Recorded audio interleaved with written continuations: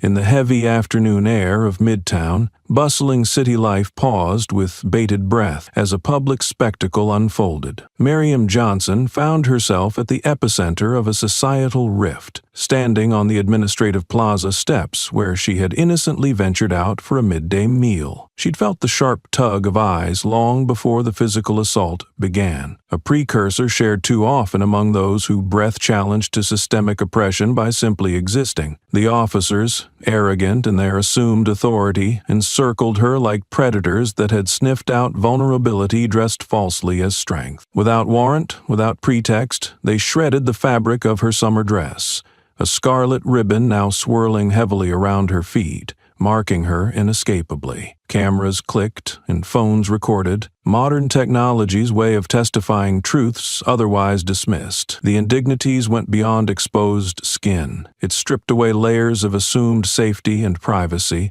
leaving her raw and unwilling emblem of resistance. Gasps from onlookers morphed into cries, morphing into outrage. Downtown engines rumbled, the city itself seeming to groan in implications of what had just occurred. From a nearby cafe, people spilled out, their varied hues painting scenes of witness, some documenting with trembling hands, others shouting with indignant rage. "What the hell do you think you're doing?"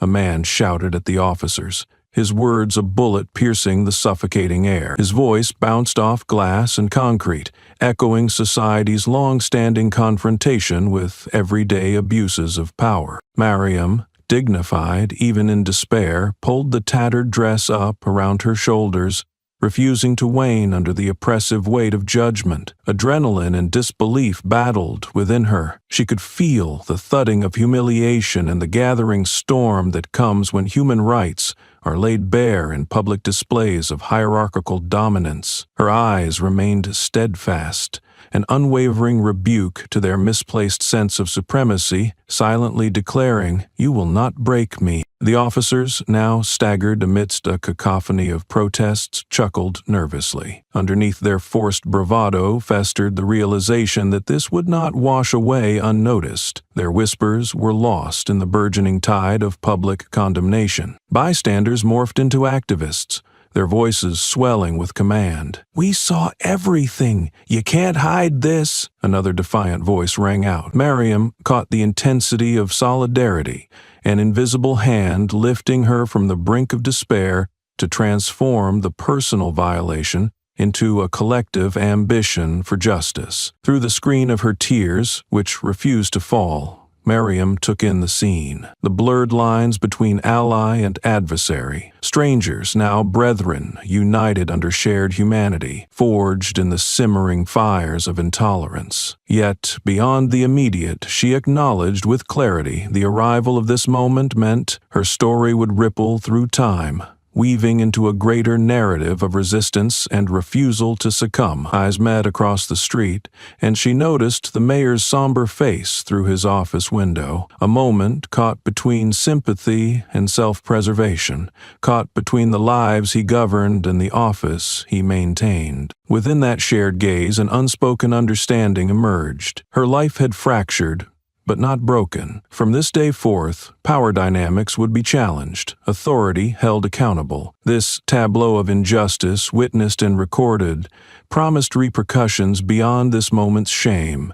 And so, amidst chaos and shock, Miriam could feel the seed of resolve unfurl, a resolve poised to bridge indignity with formidable strength, poised to echo her plight into a chorus demanding systemic change. To those who stood at her side, recording and shouting, and those hidden in offices and alleys who sensed the historic pull, stand witness, hold strong.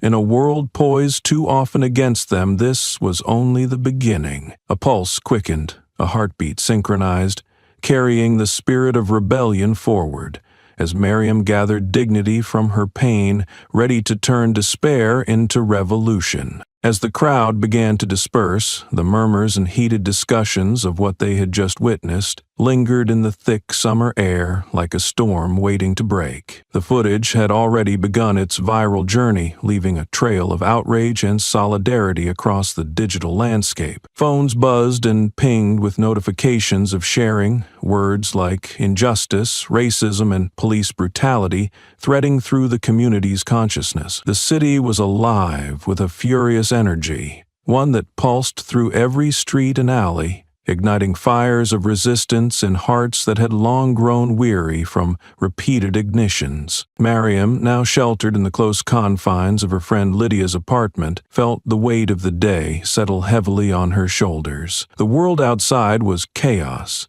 and yet the quiet of these four walls offered neither refuge nor relief. Cups of untouched tea sat cooling on the table, forgotten in the wake of shared horror and reluctant anticipation of what was yet to come. Lydia had been one of the first to rush to Mariam's side at the plaza, her cries of support cutting through the confusion like a beacon. Now, she stared intently at her friend, eyes filled with an aching compassion that sought to sow fractures even as they cracked wider. "They're calling it a robbery," Lydia finally said, the words laced with disbelief and anger. "They just want to tarnish your image, say you resisted arrest to justify what they did." Miriam's laughter was bitter, a sharp bark in the otherwise subdued room. "Resisted? I didn't resist anything but this damned narrative they're hell-bent on creating," she replied, the fight in her voice trembling at the edges. Lydia placed a hand over Mariam's, grounding them both in the solidity of friendship, an unspoken promise resting in the warmth of their joined hands. "What those bastards did today? It's not just about you.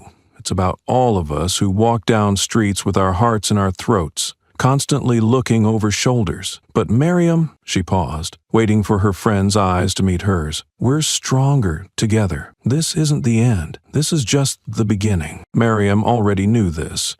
Somewhere deep within, her resolve was a phoenix in rise, but the shadows of doubt loomed large. She wanted change, demanded it even, but the stark truth of slandered voices and stolen narratives felt overwhelming. Her gaze drifted to the window, where early evening sun filtered through, too bright, too ordinary against the turmoil of her mind. "The lawyers want a meeting," Lydia continued, voice a grounding tether once more. "They think we have a real shot at quelling this nonsense and turning it against them, holding the entire precinct to account." "And the press?" Mariam asked, her voice low yet determined. She knew the power of media, both as ally and adversary. "Hungry, voraciously so. They'll do anything for another bite of this story," Lydia replied, disdain mingling with the hope. "What they don't grasp is they're unleashing more than just news stories. They're fueling movements." In the hush that followed, Mariam rose and moved to the window, looking out at the world with new eyes, eyes that had been forced open against their will. She saw people walking, oblivious to her turmoil, yet unified by the air they shared. She stood there, reflecting on the quicksilver shift from being an individual to becoming a symbol, an unexpected leader of reluctant circumstances. "This is how we fight them," Mariam declared, determination hardening into steel. "They may have stripped me bare, but they've opened themselves up to scrutiny. Every shameful word, every twisted piece of evidence. The world will see it all." Lydia joined her at the window, their silhouettes etched against the fading light, conspiratorial and unyielding. Together they stood, losing patience for waiting and striving for a justice that seemed as elusive as it was necessary. Mariam, now not just a figure searching for personal retribution, but as a symbol of hope, of strength, would carry this not as a burden, but as a banner. And the world outside bled into twilight, a city gripped by anticipation, unaware, but soon to realize that change was already creeping under its doors, whispering insistent demands for justice that would no longer be ignored. The law office echoed with the murmured intensity of focused discussion, hushed yet teeming with purpose. Mariam sat with her back straight, determination radiating from her like a pulse, while her legal team huddled around a table cluttered with documents, laptops, and steaming cups of coffee. The air was thick with the sharp scent of paper and ink, punctuated by the low hum of the air conditioner fighting against the oppressive summer heat outside. This was not just a meeting, it was the beginning of a calculated, relentless pursuit for justice. "We're filing a lawsuit for assault, battery, and defamation of character," announced Sheila, the head lawyer leading the case. Her voice was a steady rock in an ocean of chaos. Sheila had the presence of a battle-hardened general, her approach clinical and strategic, seasoned by years of confronting the seemingly unyielding structures of oppression. "The footage from the plaza is damning, but it's the narratives we craft and the pressure we maintain that will turn this tide." Miriam nodded, absorbing the unwavering resolve in Sheila's expression. A woman leading a charge she'd launched countless times before, always with mixed outcomes but never with flinched commitment. "How do you plan to counter their claims?" Miriam inquired, her voice steady despite the nervous energy vibrating through her. Sheila exchanged a look with Nicole, the associate attorney, who handled the next layer of details with deft precision. "We've gathered eyewitnesses prepared to testify to the unprovoked nature of the attack. The narrative shifts depending on public perception and media portrayal, which is why Miriam's story needs to remain front and center. We leverage not just legal avenues, but social ones too." "And the police department's robbery story?" Miriam asked, incredulity lacing her words. The brazenness of their false narrative grated, yet she was all too aware of its potential strength if left unchallenged. Sheila leaned forward, hands clasped tight but reassuring. "Desperation speaks louder than logic. It's a flailing attempt at damage control. By framing the conversation around who Miriam is, her integrity, her contributions to this community, we force them into defensive positions." Miriam exhaled deeply, the pressure of representation pressing down upon her like an invisible hand. Yet, with that pressure came support from her team, a collective rising tide behind her, ready to breach the dam built on systemic indifference. "What's the timeline?" Miriam asked. She needed every detail, every weapon they could harness in this war against entrenched bias. "Filing by tomorrow," Nicole interjected. "From there, pressure builds. Discovery will upturn every dark corner they've tried to hide in. Stalling will be their game. Persistence must be ours." As discussions flowed with a practiced rhythm of planning and anticipation, a palpable shift occurred in Miriam. She felt her fears tethered and transformed. A galvanizing anger transmuted into relentless purpose. There were countless others like her, voices drowned in a system that rendered them invisible, and potential subdued by stereotypes. But wrapped in the charged vigor of this room, Miriam understood that her battle was part of a sprawling tapestry of resistance anointed by too many lives prepared for justice. In the ensuing silence, Sheila offered a poignant reminder. This isn't just your story or ours. It's a reflection of a system failing countless marginalized communities daily. A win here reverberates, sets precedent. Systematic change starts with powerful individuals fighting back. Miriam met her gaze, a silent acknowledgement passing between them. This moment, born of trauma, had transcended personal injustice to touch the collective consciousness, fighting against systemic bias. The determination in the room moved like a current, knitting individuals into a formidable unity, ready to face whatever the coming days would bring. As the meeting wrapped, confidence and urgency melded into a single trajectory, determined to spearhead through bureaucratic resistance. They had marshaled their forces, fired the first salvo of this legislative battle, their purpose crystallized by the clear injustice that remained indelibly branded into Miriam's world. Now, out from the shadows of that cramped meeting space, the reality of the justice they sought loomed. Yet for the first time, the impossible seemed possible, not as a whisper in the dark, but as a roar. They, alongside Miriam, demanded to be heard, their echoes poised to dismantle walls thought impenetrable. In the labyrinthine corridors of City Hall, the tension was palpable, an almost tangible presence lurking in the dimly lit corners, where power brokers exchanged hushed words and furtive glances. Mayor Stephen Hughes stood at the epicenter of this maelstrom, caught between the allegiance to forces that had propelled his political ascent and the moral obligation to address the brewing storm with the integrity that his position demanded. His office, usually a bustling hub of calculated decision-making, now hummed with a frantic energy. Aides rushed in and out, clutching reports, suggesting strategies, all futile attempts at stemming the rising tide of public outrage that had been unleashed in the aftermath of the incident on the plaza. The footage, raw and unfiltered, had carved an indelible mark across the city's consciousness, eliciting a response so visceral that silence was no longer an option. "Mayor Hughes, we've got the police commissioner on line 2, his aide, Lorraine, informed him, her voice a tightly controlled mask barely concealing the urgency beneath. Stephen glanced at his desk, strewn with papers and memos, each one a bearer of bad news. He picked up the receiver with a heavy sigh, the weight of expectation pressing upon him like an "Commissioner?"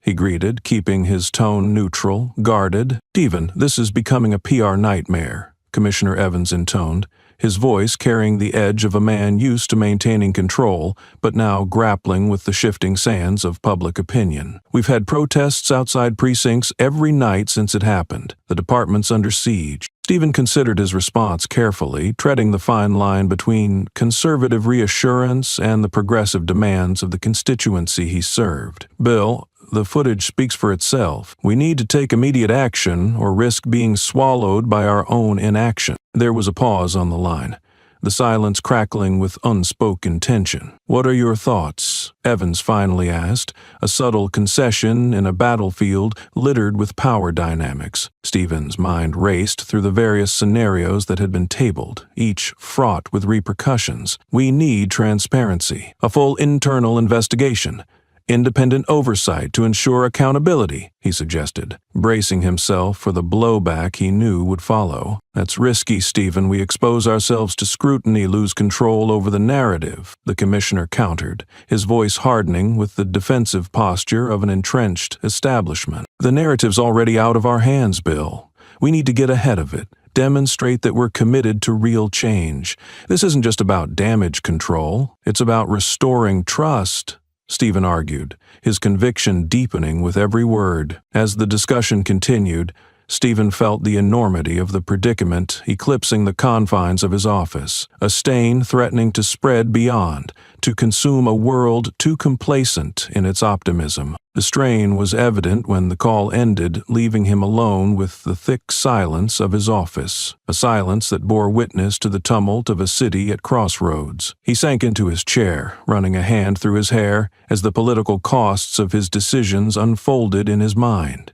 The potential fallout was enormous, echoing far beyond the confines of City Hall, rippling through every corner of the city that was bound to his leadership. Lorraine, perceptive and loyal, approached with cautious optimism, interrupting the solitude. "Sir, what will you do?"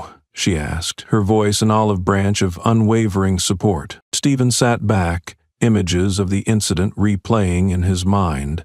A woman stripped of her dignity, a crowd ripping through the blanket of assumed civility. "I can't hide behind closed doors, Lorraine. Not anymore. We call a press conference. I'll address the city, acknowledge the outrage, and lay out our plans for an independent commission." Her eyes widened in surprise, then admiration at his resolve. "Mayor Hughes, that's bold," she said, the words both commendation and caution. "Are you sure?" Stephen nodded, resolved. The city deserves leaders who stand up, not just when it's easy, but when it counts the most. The enormity of the task ahead buoyed him with a sense of purpose, a conviction that this moment, born of injustice, could become a catalyst for change. In the maze of decisions, one truth stood firm. This was just the beginning. The moral arc, long bending towards justice, needed to be accelerated by those willing to stand firm in its path, guiding it,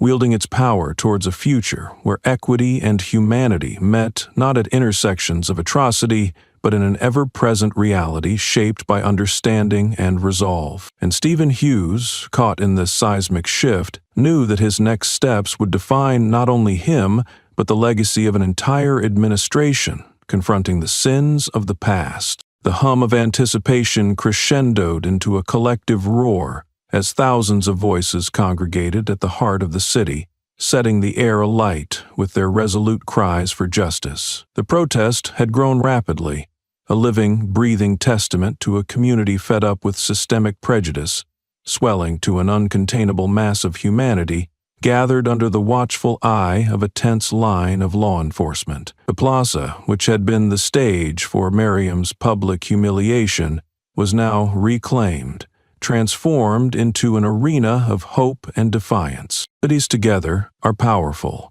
one protester yelled into a megaphone, his voice resonating through the megahertz of fervor. Each word wrapped around the crowd like chainmail, each heart beating to the battle cry of unity. Today we march not just for Miriam, but for every name, every story unjustly silent. The dynamic energy was contagious, fueling the protest as people from all backgrounds, young and old, from different walks of life, stood shoulder to shoulder, faces painted with conviction, their eyes fierce with determination. Many hoisted signs high, vivid slogans emblazoned against the skyline. "We are not invisible. Justice for Miriam. End police brutality." Miriam stood at the center, shielded by those who believed fiercely in her cause. The reality of becoming a reluctant symbol of resistance was daunting, yet empowering. Her story now belonged to the voices who had amplified it beyond her control, and she understood the formidable weight they carried. Beside her stood Lydia, unfaltering as ever, a sentinel of steadfast resilience. "Remember, Miriam," Lydia whispered, the confidence in her voice a lifeline amid the sea of sound. "Your voice is a beacon. It gives others the strength to stand firm." As the sun dipped towards the horizon, casting a golden hue across the scene, the ground seemed to vibrate with their anger, their anguish, their aspiration. Then came the introduction that prompted a hush. Elder Daniels, a venerable figure with decades of activism carved into the deep lines of his face, stepped up to the microphone perched awkwardly on a makeshift stage. His presence commanded instant respect, an echo from the civil rights movement's past. Elder Daniels' voice, though aged, carried the potency of experience and truth, piercing through the noise with unswerving clarity. "I have walked these roads before," he began, his words a crescendo carrying the weight of history, carried the same burdens, felt the lash of indifference across my back. "But never, never have I seen such unity, such hunger for change in the eyes before me today." His eyes scanned the crowd, landing finally on Miriam, offering a small yet significant nod. Miriam showed us how human dignity needs constant vigilance, how it can be stripped yet rebuilt, stronger than before. This is her story, yes, but above all, it is ours. We must nurture it, expand it, let it burst forth as the change we so desperately need. The crowd responded with a thunderous applause, momentarily drowning out the world beyond the plaza. Tears welled in Miriam's eyes, something fragile and fierce swelling in her chest, an acknowledgement that this journey, though birthed in pain, had unleashed an undeniable power, a truth that demanded justice rather than simply catching fire and burning out. Elder Daniels continued, his voice now a velvet undercurrent. "We will march tonight, undaunted by shadows, unbroken by barriers. This is the start of our journey together, one of accountability, empathy, and irrevocable change. Are you with me?" As cheers erupted, Miriam felt the world transform beneath her, a collective liberation tearing loose from the chains of complacency, moving toward a future molded by fearless advocates for equity. From the crowd, someone yelled, "Say your name!" and the wave of voices rose, each echo a promise, a thread in the tapestry of struggle and solidarity. Enthralled and emboldened by the spectacle, Miriam knew her personal quest for justice now surged in the lifeblood of an entire movement. And so they began their march, collectively treading the path toward promise and resolution, weaving strength and defiance into the very fabric of the city. Inside the wood-paneled conference room, the atmosphere was prickly, charged with a tension that only deepened with each justification uttered. The three officers involved in the incident sat rigidly behind a long table, their uniforms starched and pristine, a stark contrast to the murky story they spun to justify their actions. Their faces were iron masks of composure. As an internal affairs panel, hastily assembled in response to the growing public outrage, watched through eyes narrowed in skepticism, Officer Terry was first, his voice amplified by the room's acoustics, yet hollow with practiced recitations. The situation began as a standard case of questioning. We had suspicions of theft-related activities, and when approached, Miss Johnson was uncooperative. A murmur rippled through the panel, whispered disbelief punctuating the sterile air. A woman on the panel, Inspector Regina Phillips, frowned deeply, eyes fixed on the pages of her notes as though searching for a missing puzzle piece. "And at what point did the suspicion warrant physical confrontation?" she pressed, her pen tapping rhythmically against her notebook, each tap a demand for plain truth amid the deception. Officer Terry shifted slightly, a bead of sweat betraying his outward stoicism. She appeared to reach for something in her bag. "We had to act in the interests of public safety." "Public safety?" Inspector Phillips interjected, her voice rising incredulously. "The footage shows no such movements, Terry. What it does show is a blatant disregard for protocol and another human being's dignity. This reaching was nothing more than her adjusting." Across the table, Officer Jamie added hastily, "It was a chaotic situation.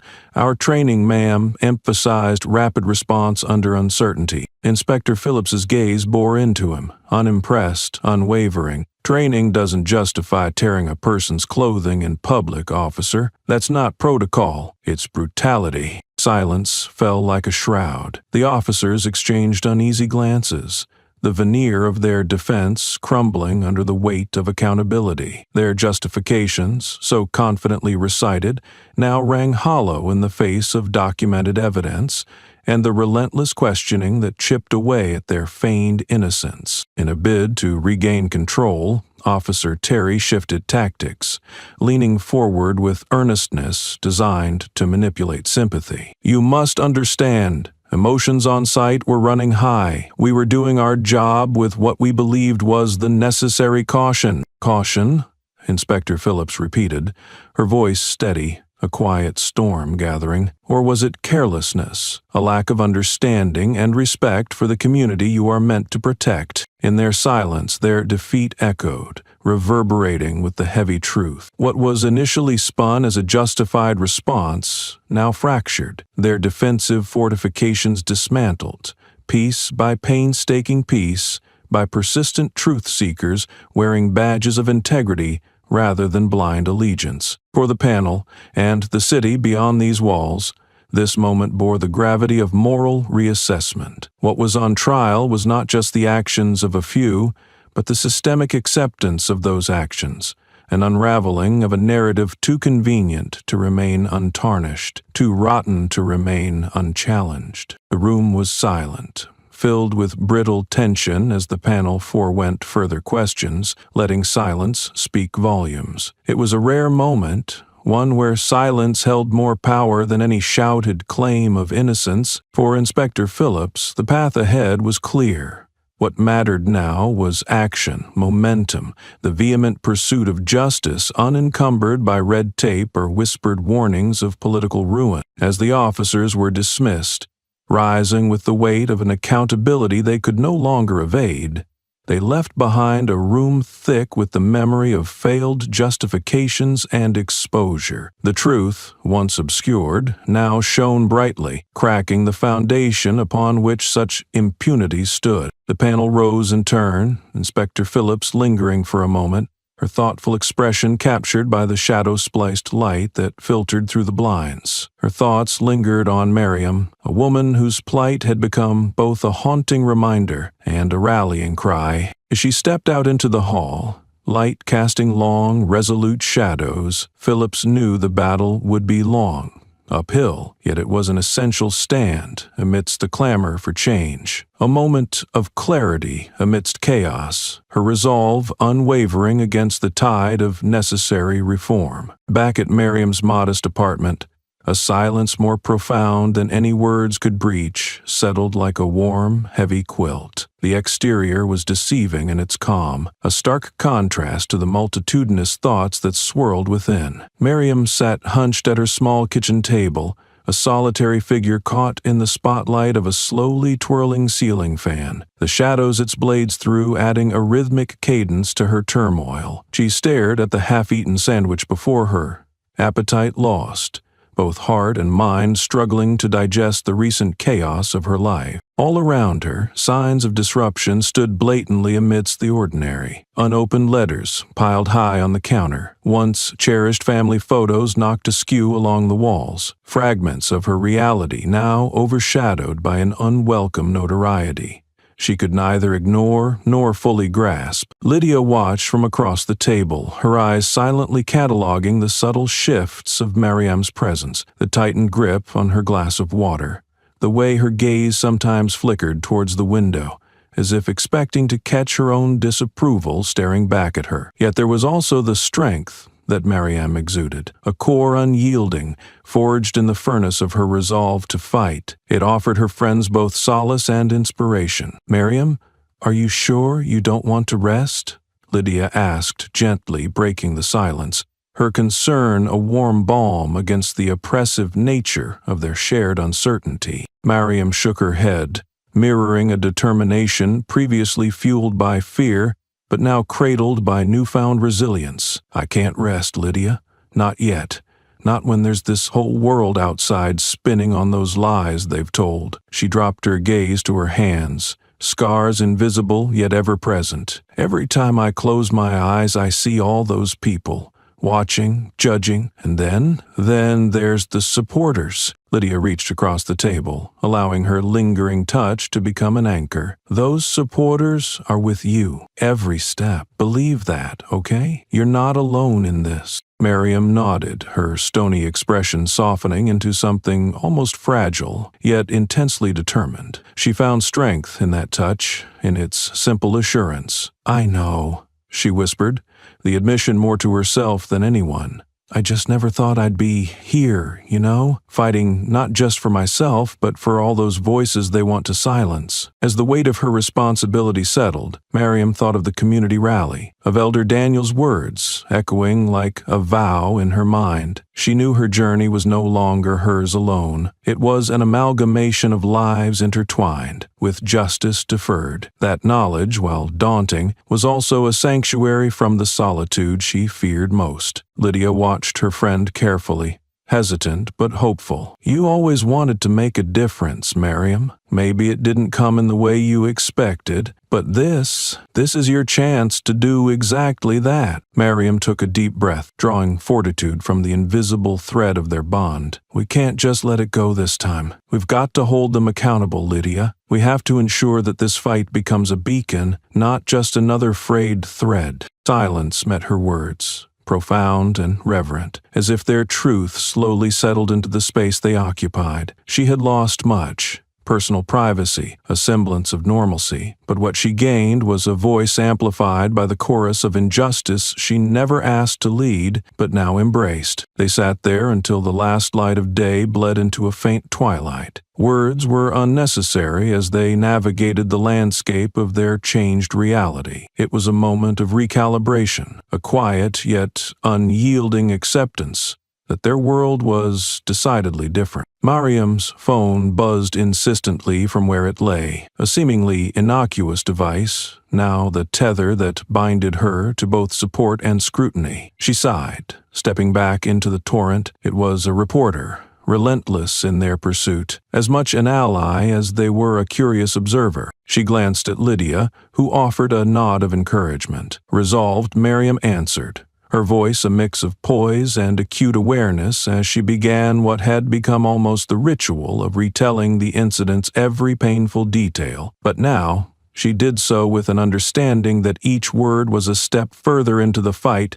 she'd become emblematic of, a fight for clarity, for truth, and most importantly, for the right to live in dignity free of fear and prejudice. As the conversation unfolded, Miriam vowed silently to endure, tethered to both past and future, a bridge between painful history and the promise of a brighter dawn. For Miriam, surviving had become an act of resistance all its own. The city seemed to tremble as night fell, a deep, resonant thrum winding its way through streets and alleys, climbing urban facades to perch ominously above. Tensions had escalated, igniting the city like kindling under relentless scrutiny. What began as hushed murmurings under the cover of darkened streets now roared beneath the flickering glow of hastily lit fires, the old grievances breathing once again through provocative flame. In the heart of the unrest, a lit fuse flashed its defiance against an ancient backdrop of systemic injustice. Shadows danced erratically against towering storefronts where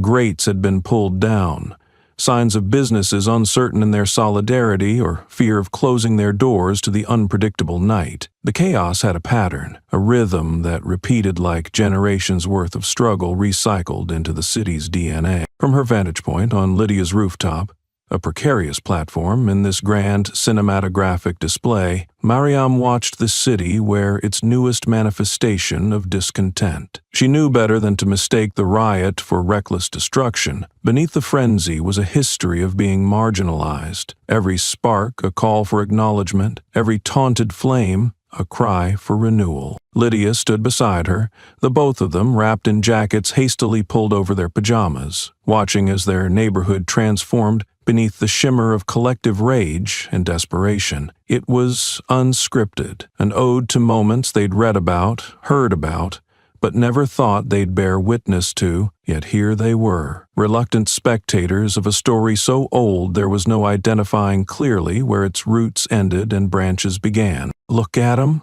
Lydia breathed, not needing to articulate the identity of them. They were everyone and no one, the living embodiment of a shared struggle. "It's like watching history unravel in the here and now." Miriam nodded, shoulders tense, remembering outrage, remembering the plaza, the officers, her torn dress, the shocking indelicacy of exposure. The city burned as she had, but unlike her, the city's anger was uncontained by flesh and bone. It was set free to flicker and fade on its own terms. Hearing their cries, Lydia continued, voice deepening with reverberant dread. "It's hard not to feel it here." She thudded her fist gently against her chest. "Their hearts beat as ours too." In the distance, the shimmer of police lights threw an artificial hue into the already electric scene, a reminder that while the march for justice was relentless, the avenues for peace and closure remained fraught with challenges. A line of officers moved through the street like shadowy sentinels, their presence a stark, unyielding contrast to the fluid, passionate voices rising into the night air, a reminder of the structure they fought against, both real and imagined, that held their cries echoing but unheard. Protests and rallies. "So much potential," Miriam said, a reflective strength tempering her voice. "But until we give form to action, until we chisel out change from these moments, we dance on repeat," Lydia finished, her breath fanned visibly in the cool night air. "Look around us, Lydia." Miriam gestured to the extraordinary symphony of noise and fire and fury. "These moments are ours. They whisper of promises remade." Lydia turned to her, warmth sparking in her eyes despite the chill of uncertainty that painted the edges. "We're building something new, from ashes and dreams and sheer will." They stayed there until the early hours of the morning, etched against the skyline as vigilant witnesses to their neighborhood's passionate plea. They watched buildings stand like monuments against the chaotic ether, caught in the poetic juxtaposition of resilience and vulnerability. And through it all, Miriam felt a new rhythm arriving, layered somewhere beneath it all, the pulse of voices previous generations had never managed to coalesce with such fervor. Dawn brought the anticipated conclusion to the night's fever pitch, a city waking from its own raucous pyrotechnic dream. And as it did, Miriam stepped away from the view, the awareness settling firmly within her. The path was inevitable, built on courage and solidarity, and Miriam, standing at the nucleus of converging truths, was more than ready to light the way. In the hushed early hours, when shadows glanced off the dim glow of streetlights, a gathering began to form within a basement far away from the prying eyes of the complacent and the forgetful. The room was scarcely larger than a storage unit, yet it brimmed with purpose and fervor. Flickering fluorescent lights revealed faces etched with resolve, their expressions a mosaic of determination, exhaustion, and a glimmer of hope that could not be extinguished by time's relentless march. Miriam sat among them, her presence as much a surprise to her as it was to the eclectic mix of allies who had answered the clandestine call to meet, a call extended across divides that had long existed, separating them into discrete communities just like lines on a map. Within these walls, boundaries melted, dissolving in the face of shared ideals and aspiration. To her right sat Kaleem, a community organizer, his face framed by the curls of his natural hair that moved expressively with every impassioned word. To her left was Angela, a retired schoolteacher turned grassroots activist whose posture radiated restraint underpinned by a steely resolve honed in classrooms and marches alike. "This isn't just about Miriam," Kaleem began, his voice carrying an infectious intensity that wrapped around them like a warm manifesto. "This is about changing the damn dialogue, ripping it from their mouths and making it ours for once. We can't keep letting their narrative lead folks. We're here to listen, to plan, to act." Heads nodded, bodies leaning forward in tacit agreement, the room contracting around their unity, an indomitable spirit poised to wage peace where opposition saw only war. Angela took over, her voice a gentle contrast to the raw energy infused by Kaleem, yet no less powerful. "We need to build bridges between these bouts of anger and sadness and transform them into legacies of change. It's like passing batons in a race we never entered, but have no choice but to run," she said, her words a soft yet insistent drumbeat. Miriam felt her heart swell in time with the rhythm of their exchange. It was this convergence of inspiration and shared resourcefulness that had been missing, an alliance undergirded by diverse perspectives, converging here and now. From the back, a younger voice emerged. Sam, a college student brimming with the idealism of youth and the clarity brought by truth. "It's about systems, yes, but also about stories. We have to amplify narratives that silence can't erode, document every struggle, every victory, create continuity that doesn't rely on this continual cycle of outrage." It was a simple assertion, yet profound in its ingenuousness, a roadmap for cultural evolution rather than merely resistance. "Absolutely," Miriam interjected, finding her own voice in the gathered compendium of perspectives.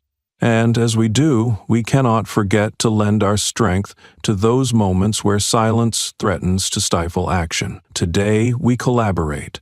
Tomorrow, we execute. We draw upon our relentless commitment and drive this change forward." Their collective determination encased the room, binding them with promise and potential, a potential recognizable in every shared glance and quiet nod of agreement. It was the formation of an alliance, not just in strategy, but in heart. The hours slipped by at an accelerated pace as they discussed strategies honed over untold years of collective experience, allowing a cohesive action plan to emerge from their dialogue. From tactical marches and coordinated messaging campaigns to systems of mutual aid embedded within activism, ideas coalesced into achievable steps, implementations to fuel the fight for narrative control and systemic reformation. Miriam watched them, contributors to a new future entwined with their past, a visionary melange of personalities defying simplistic categorization. In this circle,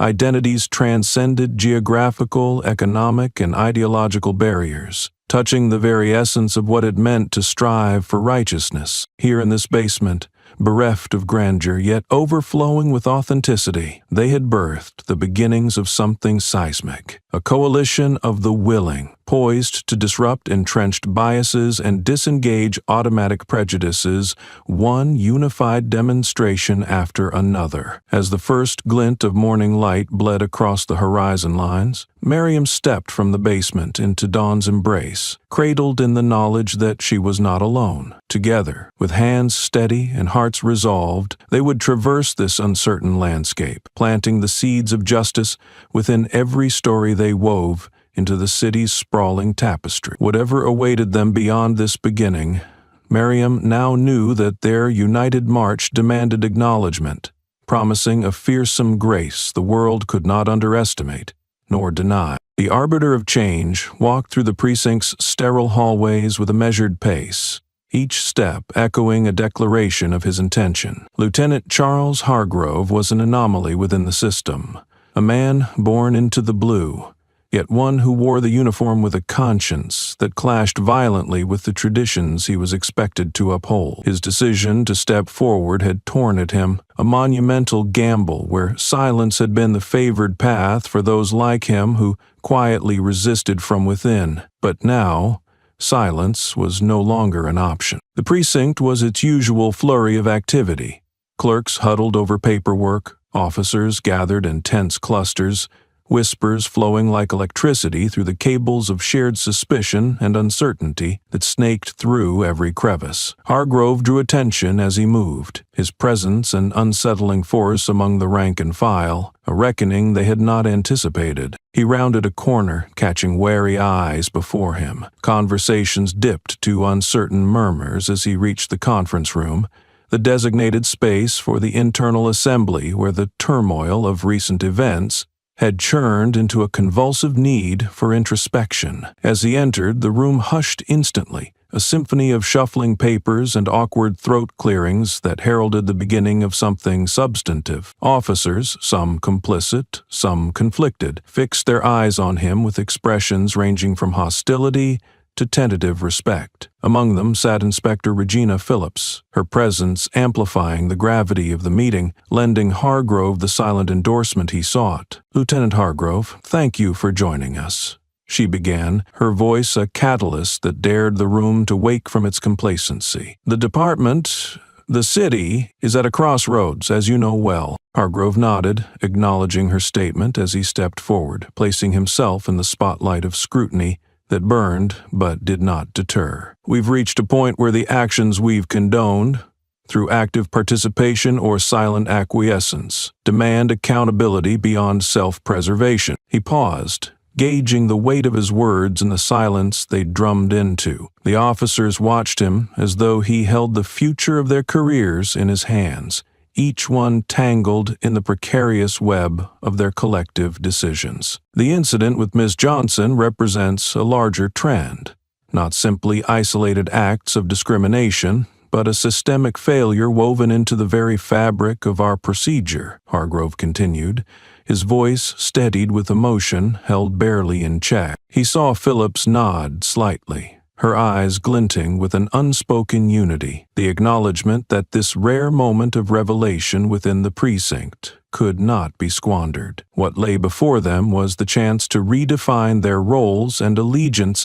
not just in blue, but in the broader spectrum of humanity and justice. Officer Terry's actions, Hargrove continued, his gaze now piercing and unapologetic, they speak to a culture of permissiveness that's taken root. We've ignored too many red flags under the guise of maintaining the status quo. That stops now. Gasps mingled with the hum of tension thick enough to draw in every breath the room could hold. His statement was fearless, a clarion call resonating with much more than words. It was a rejection of the inertia that had long cloaked silence in the guise of unity. Inspector Phillips shifted in her chair, steadying the room's rugged dignity with a firm nod. "Lieutenant Hargrove, you suggest a full review? Is that something you're prepared to spearhead?" At her inquiry, a ripple of dissent traveled through the room. Resistance born from fear, from trepidation at what such introspection might uncover, but Hargrove's conviction did not waver. "We must initiate an honest dialogue,"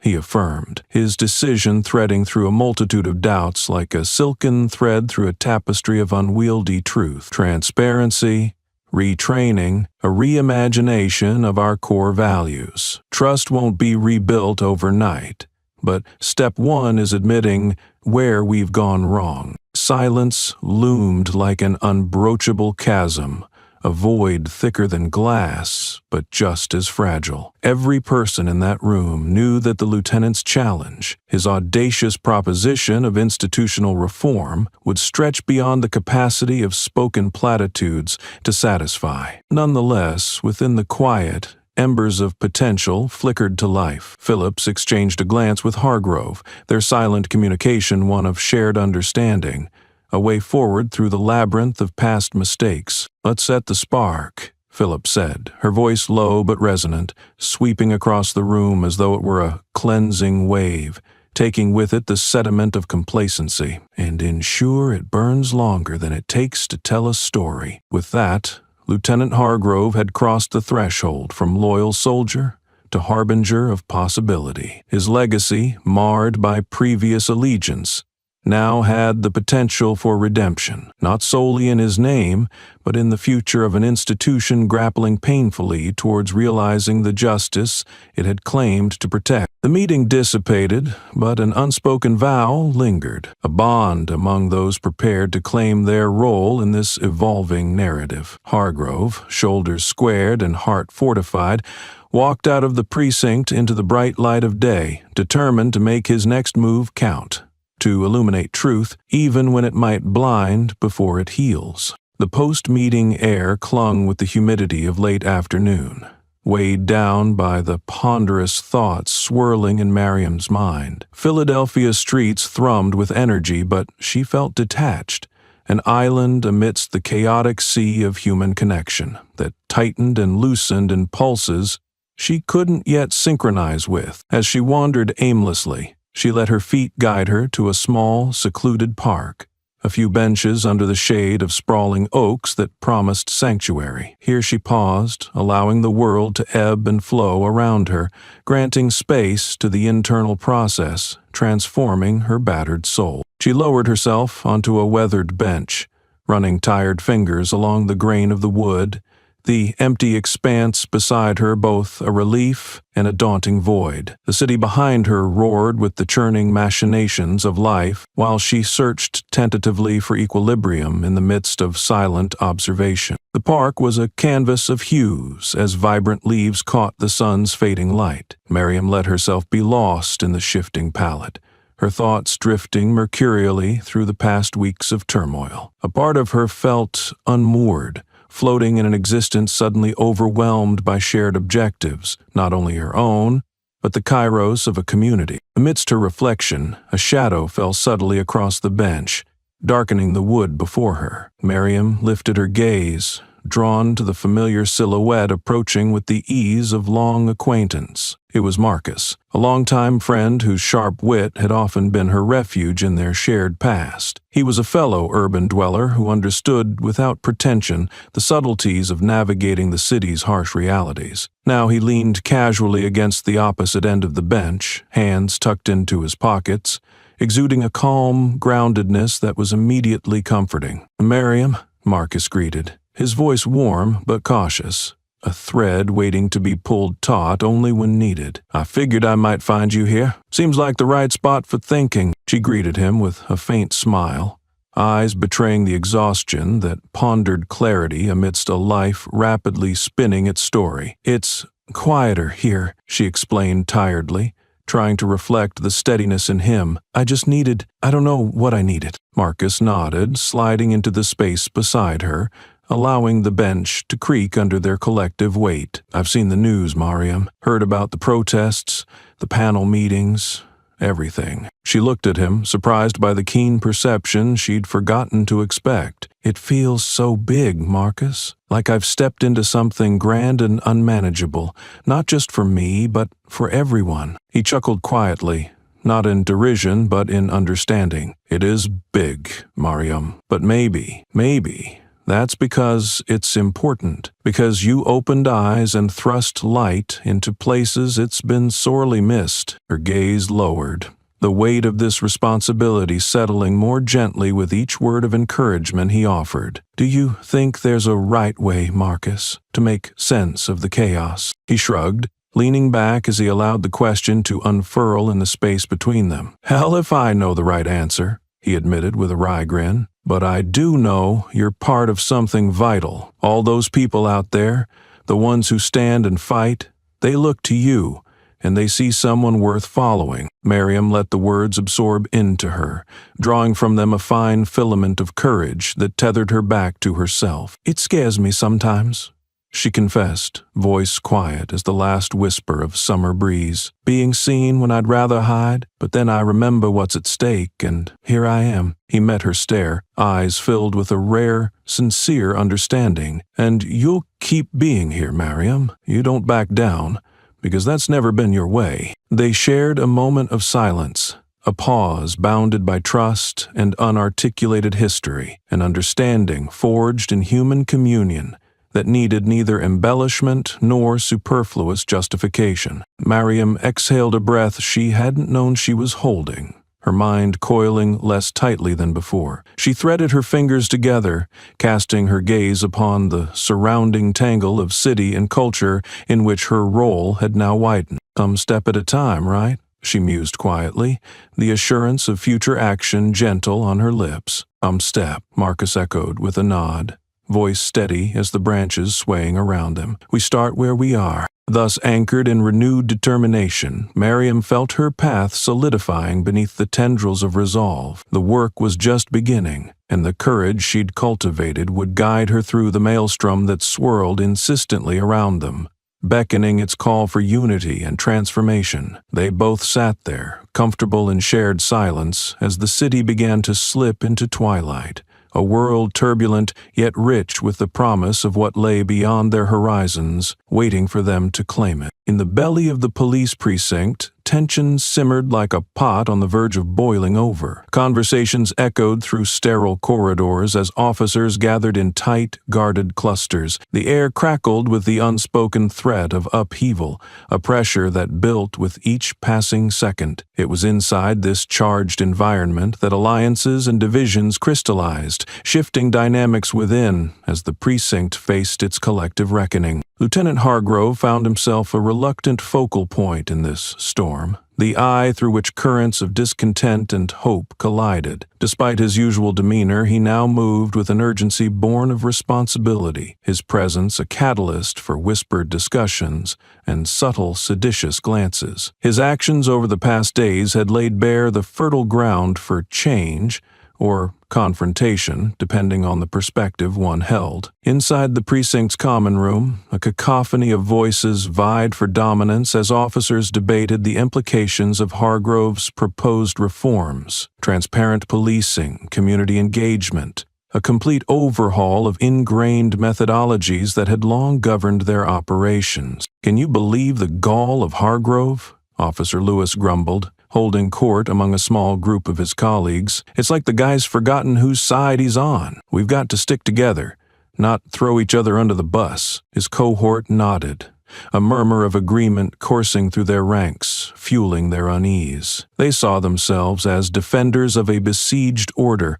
under threat not just from without, but insidiously from within. Adjacent to them, however, a smaller yet equally vocal contingent gathered, individuals spurred by a burgeoning need for accountability and justice. Officer Kim, a quiet figure now imbued with newfound determination, spoke up, her voice cutting through the static of discord. "But isn't it our duty to protect all people, not just the ones who look like us or fit our narrative? If Hargrove can stand up, maybe it's time we rethink everything we've accepted." Her words hung heavily, a splash of cold water against the hardened facades of her peers. A torrent of emotions clashed within them: resentment, guilt, a reluctant curiosity about a reality they had long ignored. "Yeah, but if we start rethinking everything," Officer Torres interjected, "what's left of the unit? Trust matters.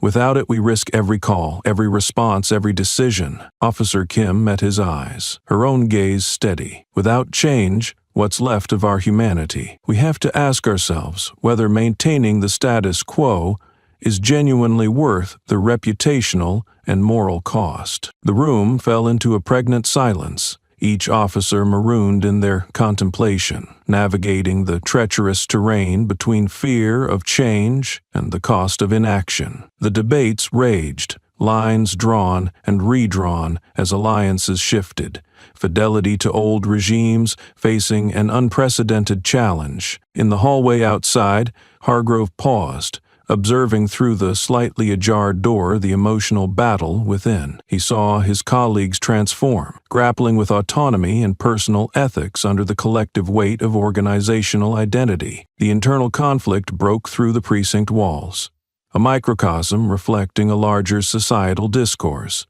one of systemic injustices and historical imbalances now forced into the daylight for examination and resolution. It was a volatile intersection of conscience and convention, with nothing less than the soul of the department and its legacy at stake. Back in the common room, the discord looked set to consume them until a shift occurred. A veteran officer, stooped by years of service yet unbowed, cleared his throat. His voice carried the gravel of accumulated wisdom and regret. "We're not perfect, never have been," he began, capturing the room's attention. "This moment, it's on us to better our service. We've got to decide if the shield we wear is a barrier from the world or a bridge to it." And with that, the various factions within the precinct found themselves at a critical juncture. Their words softened, the dialogue that followed marked less by conflict and more by hesitant steps toward a shared understanding. Outside, Hargrove turned away, a faint smile shading his features as he continued down the corridor. The changes were slow, palpable only to those attuned to such subtleties, but they were there, glimmers of reconciliation and mutual purpose in the midst of tempestuous reformation. The precinct was a crucible of transformation, where trials shaped the men and women under its roof, leading them, one heated argument at a time, toward a reckoning of values, veracity towards acceptance, and the potential emergence of a culture rooted in integrity rather than blind allegiance. In this fragile equilibrium, every voice mattered, their collective future painted in hues yet to be blended into the canvas of an evolving definition of justice and duty. The courtroom was a theater of high stakes, an arena where truth and perception grappled for supremacy beneath the scrutiny of an attentive public. The air was thick with anticipation, a palpable tension that ebbed and flowed like the tide, sweeping across rows of wooden benches packed with spectators, journalists, activists, and curious onlookers, drawn by the relentless media coverage and the familiar sting of a compelling narrative. Mariam entered the room with her legal team, the weight of countless expectations resting heavily upon her shoulders. Sheila, her seasoned attorney, walked beside her, projecting a calm assurance reminiscent of an old oak weathering a storm. Together, they faced the serpentine path of jurisprudence laid out before them. Opposite sat the defendants, the officers involved in the Plaza incident, flanked by their lawyers, their expressions a stoic mask of resolve masked with apprehension. The tables were set, the players assembled, and in the hallowed chamber of law, the narrative would find its crucible. It was not the first time Mariam witnessed such proceedings, but this time her case had become the flashpoint of systemic injustice, courage, and societal reflection. The stakes transcended her personal plight, imbued with the dreams and struggles of an entire community seeking redress for long-festering grievances. As the judge, a silver-haired woman with discerning eyes that seemed to pierce straight through facades, called the court to order, the room fell silent, every gaze focused on the unfolding drama that promised to shake the status quo. The prosecution began with a straightforward, unembellished narrative, an account of a woman stripped of her dignity in plain view, her rights trampled under the pretense of authority. The opening statements painted a vivid portrait of injustice, wielding words like scalpel blades to precision cut through the defenses of obstruction and denial. Sheila rose, her demeanor composed and authoritative as she laid out the framework for their argument, each point meticulously mapped to dismantle the officer's narrative piece by piece. With articulate clarity, she underscored the systemic biases that marred every step of the enforced protocol leading to the plaza's public humiliation. Miss Johnson was not just a victim of individual misconduct, Sheila emphasized, her voice cutting through the tension like a bell. This case reflects a larger trend, where routine enforcement is tainted by prejudice buried not in evidence, but in perception, shaped by implicit bias and inherent stereotype. The defense wasted no time in retaliating, insisting on the officer's innocence. They wrapped themselves in the language of duty and necessity, casting Miriam's actions as suspicious, her reactions as problematic, a strategy familiar and suffocating in its refusal to confront the root of their collective missteps. Throughout the proceedings, the courtroom atmosphere sizzled with an energy almost visible, the air laden with suppressed voices, spring-loaded with rebellion, ready to break the bounds of decorous restraint. Midway through, a key piece of evidence was presented, footage from the plaza, undeniable in its stark depiction of the event. It played on a large screen, the room bathed in its illumination as a pivotal moment in the testimony. Miriam watched, her senses recoiling as her own image flickered across the screen. Vulnerable, exposed, a casualty of systemic derision turned into visual testimony. Yet, where once she'd flinched, she now held firm, meeting every second with an unyielding gaze. It reminded everyone present that the truth, however painful, had a power that exceeded the limitations of silencing and suppression. In this contention was Miriam's unfaltering resolve, a one-woman battalion fortified by the collective struggle that sat quietly among the audience. She caught Lydia's eye. A flash of reassurance passed between them, the learning shared amongst their allied students, grasping the gravity of this vital lesson. The cross-examinations followed, a ballet of exacting questions and evasive answers, each inquiry another strand of fabric woven into an intricate tapestry of the court's narrative. With every question parried, every defensive counter, the truth edged closer to revelation, awaiting its moment to leap into the arena, triumphant. As the session drew to a close for the day, the judge's gavel descended with a definitive crack, sealing the room's cacophony into the silent pillars of tomorrow's anticipations. The departure of each attendant, weary yet expectant, left behind the promise of change, hovering like an unspoken vow above the courtroom. Miriam walked with Sheila and her team, stepping out into the late afternoon sun, the weight of forthcoming tomorrows a constant companion. Yet in that moment, standing on the courthouse steps, she felt undeniably lighter, buoyed by the invisible support of those who had stood for her, dreaming of new beginnings shaped by a truth finally unshackled. Here, at this crossroads of accountability and justice, Miriam's resolve burned, unwavering, ready to face the coming days with a certainty born not just of personal vindication, but of a shared uprising. Her courage, now a beacon amidst the ceaseless rhythm of a march toward transformative change, the courtroom was a theater where truths and lies danced an intricate ballet. But outside, the world spun a narrative of its own, a narrative fueled by murmurings and sensational headlines that spread faster than wildfire. As Miriam stepped back into the world beyond those hallowed doors, she was no longer just a participant in a trial.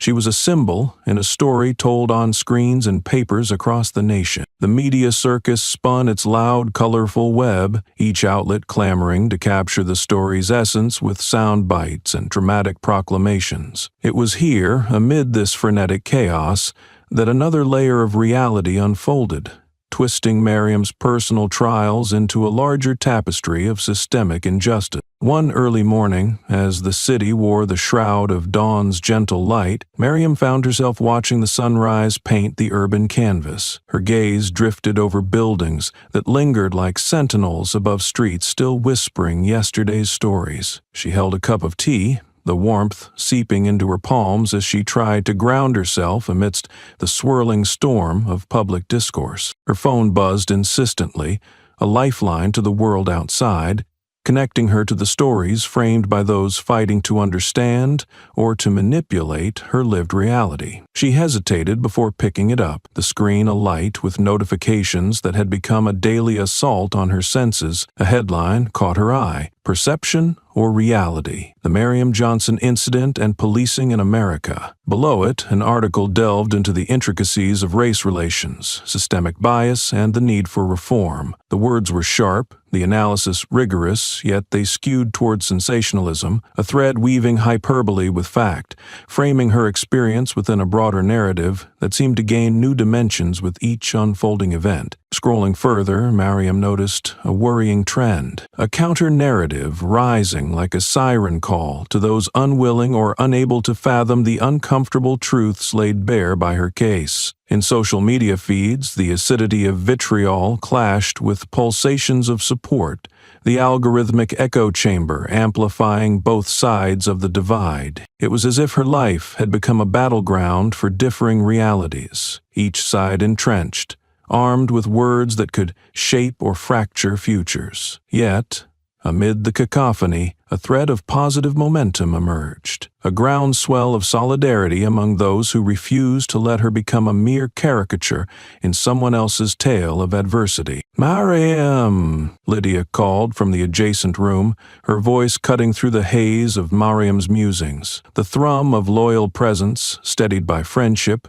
was nourishment in this landscape of uncertainty and broadcast debate. Mariam set down her phone, turning to face Lydia, whose expression mirrored the bond of camaraderie forged in their shared experiences. "I was just reading some of the coverage," Mariam confessed, her voice a mixture of weary resilience and inevitable. Lydia crossed over, sitting beside her, the space between them filled with understanding that didn't need voicing. "I know it's a lot," Lydia said, her fingers sketching comforting patterns across Mariam's back. "But remember, there are countless people out there who see beyond those manipulated narratives. They see you, your strength, and the truth you represent." Miriam nodded, drawing strength from Lydia's words and the broader circle of support that spanned the continent. Voices raised in unison, some familiar, others unknown, all resonating in the same vein of yearning for change. "The media may skew things," Miriam mused, her tone reflective, "but they also give us a platform. If there's a way to channel all of this, to mold it into something constructive," Lydia's nod was fierce and immediate. "Exactly. Turn their amplification into our strength. Let them see that every story they twist connects to a living human being, a community bent on more than survival. We want transformation." The path was fraught with uncertainties, with barriers and opportunities inseparably tangled in the progression of events. Yet the journey ahead felt suddenly less daunting, threaded with potential and pathways yet unnamed. As the morning sun stretched its fingers through the window, casting patterns of light and shadow, Mariam felt the dawn of realization. This was her narrative to shape. It was a story that transcended her personal saga and touched a movement, a reawakening of voices long subdued, determined to rise, undeterred by the forces seeking to silence them. In the unfolding chapters to come, Mariam understood that the fight was not just within the judicial system, not merely a skirmish in the charged ether of public opinion, but a broader, deeper battle, one fought in the heart, in ink and sound and acts of ordinary courage every day. "We'll make sure they understand this isn't just a moment," Mariam said, clarity framing her resolve, "but a movement." Lydia smiled, eyes bright with shared hope for the future. Together they faced forward, preparing to engage the next wave, armed with the truth, buttressed by community, and driven by the inexorable human spirit that refused to dim in the face of adversity. The courtroom was packed once again, the air charged with an undercurrent of expectation. As the final testimonies were set to unfold, the tension was palpable, weaving through the rows of benches where spectators sat in rapt anticipation. Today, the proceedings promised revelations that would either cement the prosecution's case or tilt the scales towards the defense. a defense that had strained credibility with every turn. Maryam entered the court, girded by the presence of those who believed in her, and those who took her struggle as a personal call to arms. The air was heavy with the whispers of history, a melodious chorus of resistance echoing in the faces turned expectantly towards the podium, where Sheila stood poised and ready to present a pivotal witness, a figure who had walked the line between the institution and reform. The doors swung open to admit Lieutenant Charles Hargrove, his appearance triggering a symphony of murmurs that rippled through the room. His entrance was a courageous step into the light, an officer whose conscience had transcended the constraints of the badge, placing justice over indoctrination and truth over silence. Hargrove approached the stand, his demeanor a portrait of resolve tempered by the knowledge of what his testimony could mean, not just for the case, but for the very fabric of the enforcement culture he had sworn to defend. Sheila took her place, all eyes upon her as she began with measured grace, her voice a beacon of clarity. "Lieutenant Hargrove, thank you for coming. Can you tell the court, in your words, the culture and circumstances within the precinct regarding actions taken on the day in question?" Hargrove nodded, his voice steady despite the charged atmosphere. "The events involving Ms. Johnson highlight systemic issues, the predisposition to perceive threat based on racial bias rather than evidence. It's a culture that skews accountability and emboldens misconduct under the guise of authority." His words were bold, threading the courtroom's anticipation with explosive truth. He spoke of implicit biases unchecked, of trainings that paid lip service to diversity without meaningful change. Each statement was a hammer, cracking the facade, laying bare the pavilion constructed by years of sedimentary silence. As Hargrove unraveled his narrative, Maryam felt her heart pound with each revelation,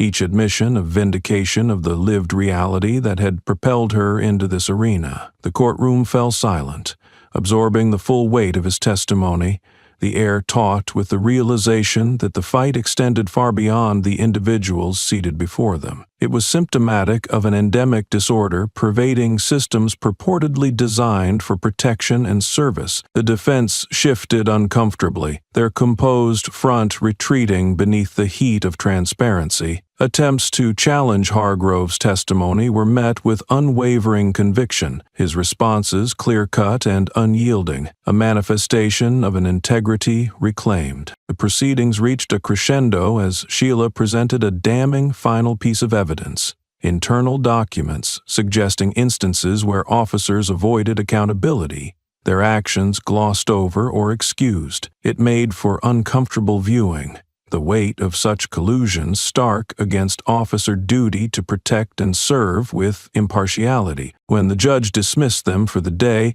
the courtroom emptied, each individual carrying the imprint of Hargrove's testimony into the broader world beyond. The hall echoed with fragmented conversations, vibrating with shock, anger, and a collective reckoning that demanded acknowledgement. Outside, the sun blazed defiantly in the sky, infusing the courthouse steps with warmth and light, a stark juxtaposition against the cold, clinical proceedings within. Maryam lingered on those steps alongside Lydia, the two women acutely aware of the day's monumental impact. "Do you think it'll make a real difference?" Lydia asked, the question both hope and apprehension interwoven in a fragile tapestry. Maryam gazed at the crowd dispersing, her voice decisive amidst uncertainty. "It has to, Lydia. Hargrove's courage cracked something wide open today. This isn't just about me. It's a larger push toward dismantling a system long marred by shadows." In that moment, standing at the intersection of history and future possibility, Maryam felt the current of change,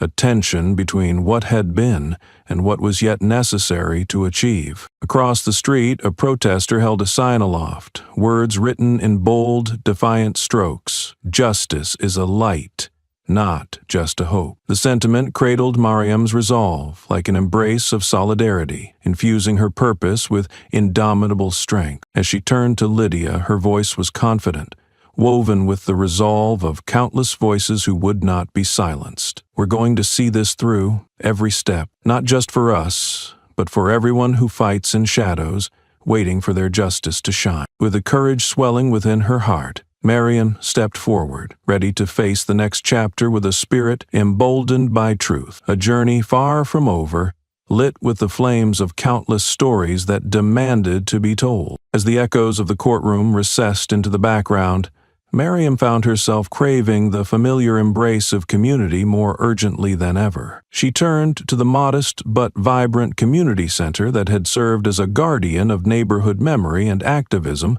for as long as she could remember. The building wasn't imposing, but it stood firm, its simple brick facade a testament to years of resilience and solidarity. Inside, the atmosphere buzzed with the electric energy of anticipation and concern. The center was a hub, a beating heart in the urban sprawl, drawing people together when nights felt darker than the days had light. Miriam felt her spirit lift as she entered, greeted by a tapestry of familiar faces, neighbors, friends, mentors, all those she had grown with, fought alongside, and aged into a dawning collective consciousness with. Children ran amok beneath the warmth of low-hanging lights, their laughter mingling with the hum of adult conversations, each thread weaving into a communal security blanket. Here, hope was a practical currency, traded in stories, shared experiences, and a mutual understanding forged across generations. Miriam made her way to the circle of chairs that formed the gravitas of the evening. A meeting, she'd called herself. There was a nervousness tinged with excitement in her movements.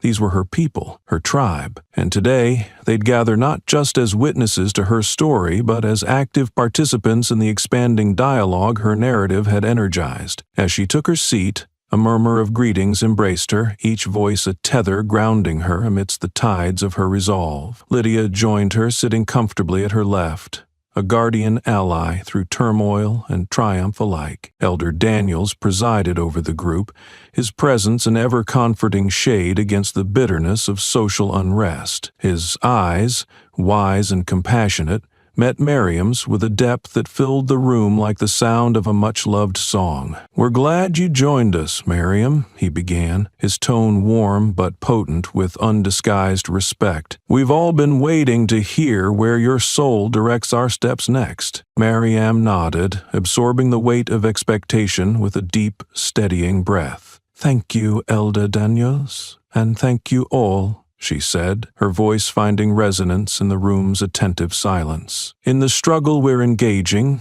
it's become clear that our stories hold the seeds to change." Applause welcomed her words, light and encouraging, lifting the atmosphere from apprehension to a collective drive for the tasks ahead. The meeting unfolded with a seamless continuity from earlier discussions, each speaker contributing not just ideas but pieces of themselves, binding everyone present in a collaborative landscape finely meshed with varied perspectives. Stories flowed, experiences shared raw and ready, the thread of authenticity enlacing their discourse as tightly as the bonds of community. They spoke of adversity, shared the milestones birthed from grief, their voices crafting an audible bridge from the past into the promising shadow of tomorrow. It was amidst these storytelling moments that a new flame sparked. A teenage boy named Jaden stood, his face earnest and gaze unflinching. "We've got to keep telling our stories," he asserted,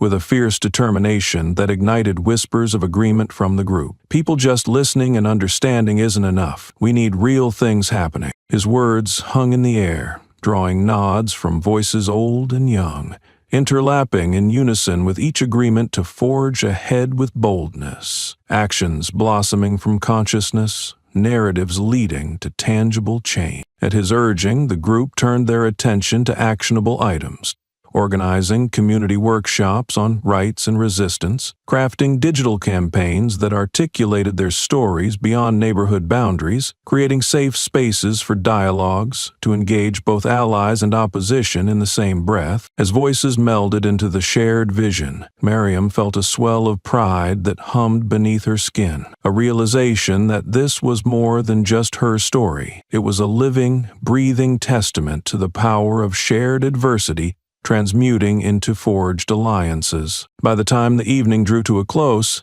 the mapping of their future intervention was wielded with clarity, a beacon for mutual activism, a light not just for the path ahead, but for every corner shadowed by doubt or disillusion. As people reluctantly parted, outwardly carrying the weight of responsibilities, but inwardly embraced by hope, Miriam lingered once again, watching the stories of her kin spill vibrantly across the waning twilight canopy. Elder Daniels approached her, his presence warm and reassuring. "You've become more than a voice, Miriam. You're a catalyst. Remember, this movement isn't just for change, it's for life reclaimed." His words were both a blessing and a vow, a solidification of the cause they had committed their hearts to uphold. She took his hand, squeezing the promise back through an unspoken language of affirmations. Stepping out into the night, Miriam was awash in a new dawn of possibility, casting over her soul like the morning sun after a tempestuous night, aware, prepared, unyieldingly ready to amplify voices with her own, writing new chapters into that eternally stretching tale known as hope.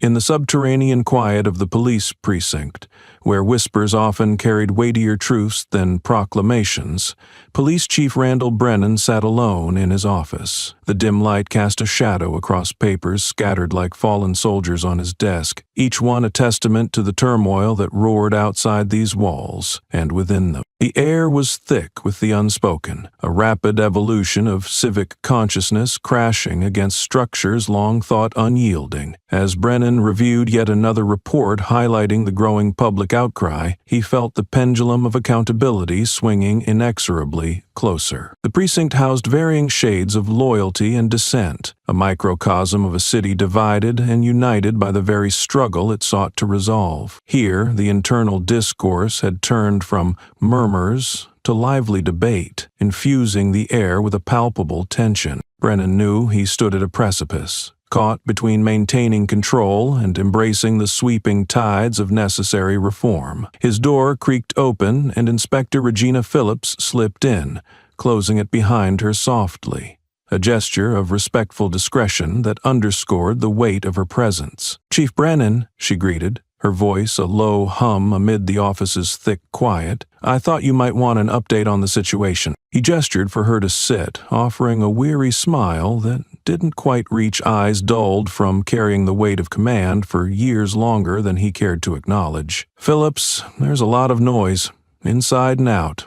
I'd appreciate hearing it straight." Phillips was a stalwart ally in the trenches of reform, her loyalty earned not through rigid adherence to the status quo, but in her pursuit of justice with integrity. She spoke with the clarity of someone accustomed to cutting through noise, painting the situational landscape with strokes of insight rather than embellishment. "You've probably surmised that the tension is mounting," she began, her words carrying the deliberate weight of unvarnished truth. "There's a divide forming, those who push for meaningful changes and those clinging to familiar patterns that no longer serve." Brennan nodded, running a hand through his hair in a gesture of fatigue and contemplation. "Can't say I'm surprised. Change has always come hard." Phillips leaned forward, her gaze steady. "The rallying cry on the streets, in the precinct, is a call for transparency and accountability, not just in word, but in action. Lieutenant Hargrove's testimony has sent more than ripples. It's breaking through to where we need it to." Brennan considered her words, the meaning laced with implications stretching far beyond bureaucratic platitudes. He exhaled, the weight he bore resonating in the long sigh. "And you think we should move forward with his plan to initiate community partnership programs, revise training manuals, open dialogues with local leaders?" She nodded firmly. "Yes, and more. It's about laying new foundations where trust can actually grow, about not only listening but engaging earnestly. Every step towards transparency chips away at the barriers that have kept us insulated for too long." For a moment, silence reclaimed the space, underscoring the gravity of the decision before them. Brennan knew what was at stake, not only his integrity as a leader, but the morale and future of the institution he had devoted his life to stewarding. "Phyllis, if we cross this Rubicon, there's no going back," he said, voice tinged with the acceptance of a burden more righteous than ruinous. Phillips met his gaze without wavering, her conviction a bridge leading from the precipice into the unknown. Chief, if we don't, reputations may stay intact, but at what cost? The gulf between us and the community will only widen if we don't step forward. Brennan sighed, a sound laced with the release of long brewing wariness. The silence that followed was punctuated only by the quiet resolve that settled over him. He would stand with those who marched toward change, lead, not just with consequence, but with courage. "All right," Brennan said, the words as much a plea for strength as a determined commitment. "Draft the outlines of actionable reforms. Get Hargrove's input. Convene the necessary teams. Let's move forward." Regina Phillips nodded, her pleasure conveyed through the determined energy she exuded, a promise that, together, they would face the brunt of revitalization unapologetically. "We'll make this work, Chief. We'll create something better."